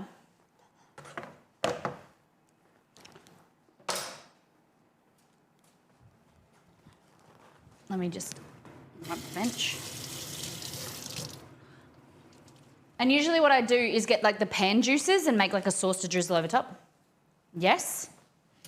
Okay. I better not eat it all. I better take a photo then, shouldn't I?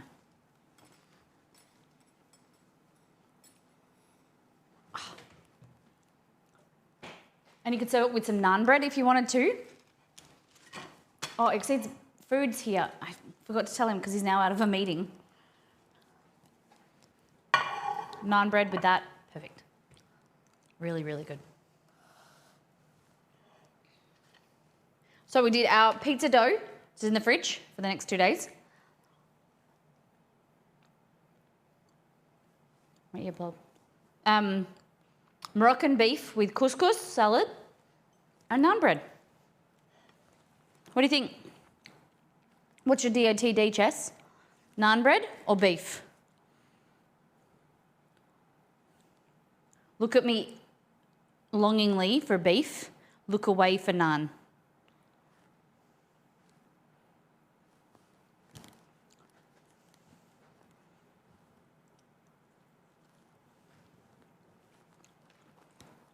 Is it good?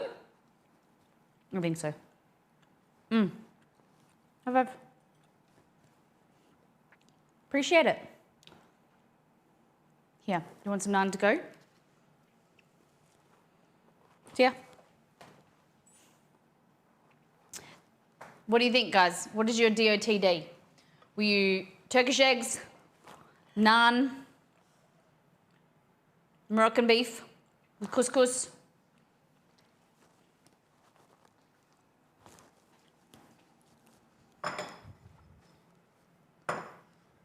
Doesn't look good. DOTD couscous. What is your dish of the day? Dish of the day, dish of the day. I do the naan with the beef. Ooh, I like that.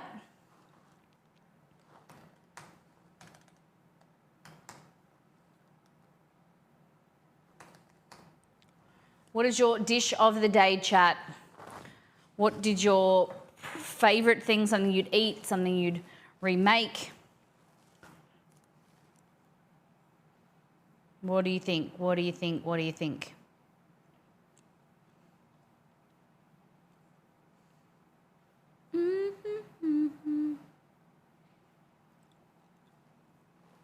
I want to try the egg dish. Yeah? Do it. Big winners today, all round. All delicious.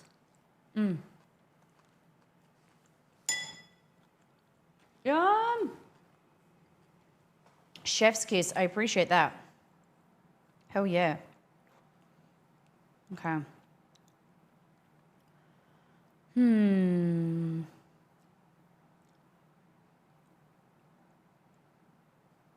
Alrighty.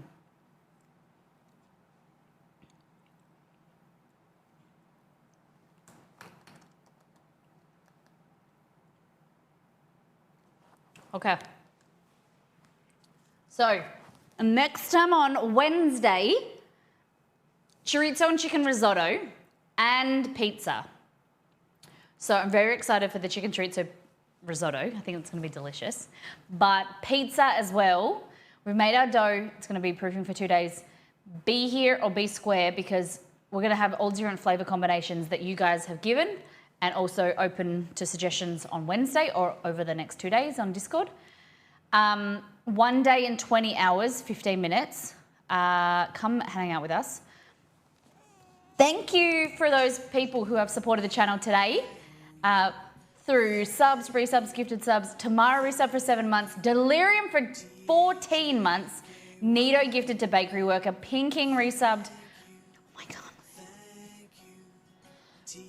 God. Nito gifted to Bakery Worker. Pinking resub for 45 months. Mr. Dabbins for 2 months. Kate for 38. Negan to Uniform Pudding. And Chef Negan resubbed herself for 4 months. Nito Burrito, 500 bits, and a beautiful raid from Chef Negan. Tamara for 7 months and Delirium for 14. Amazing. Thank you everyone for being here. Have a copy and paste. Have a think about what I said before. Spread some love and affirm those around you. Give them love and we'll see you next time. Bye.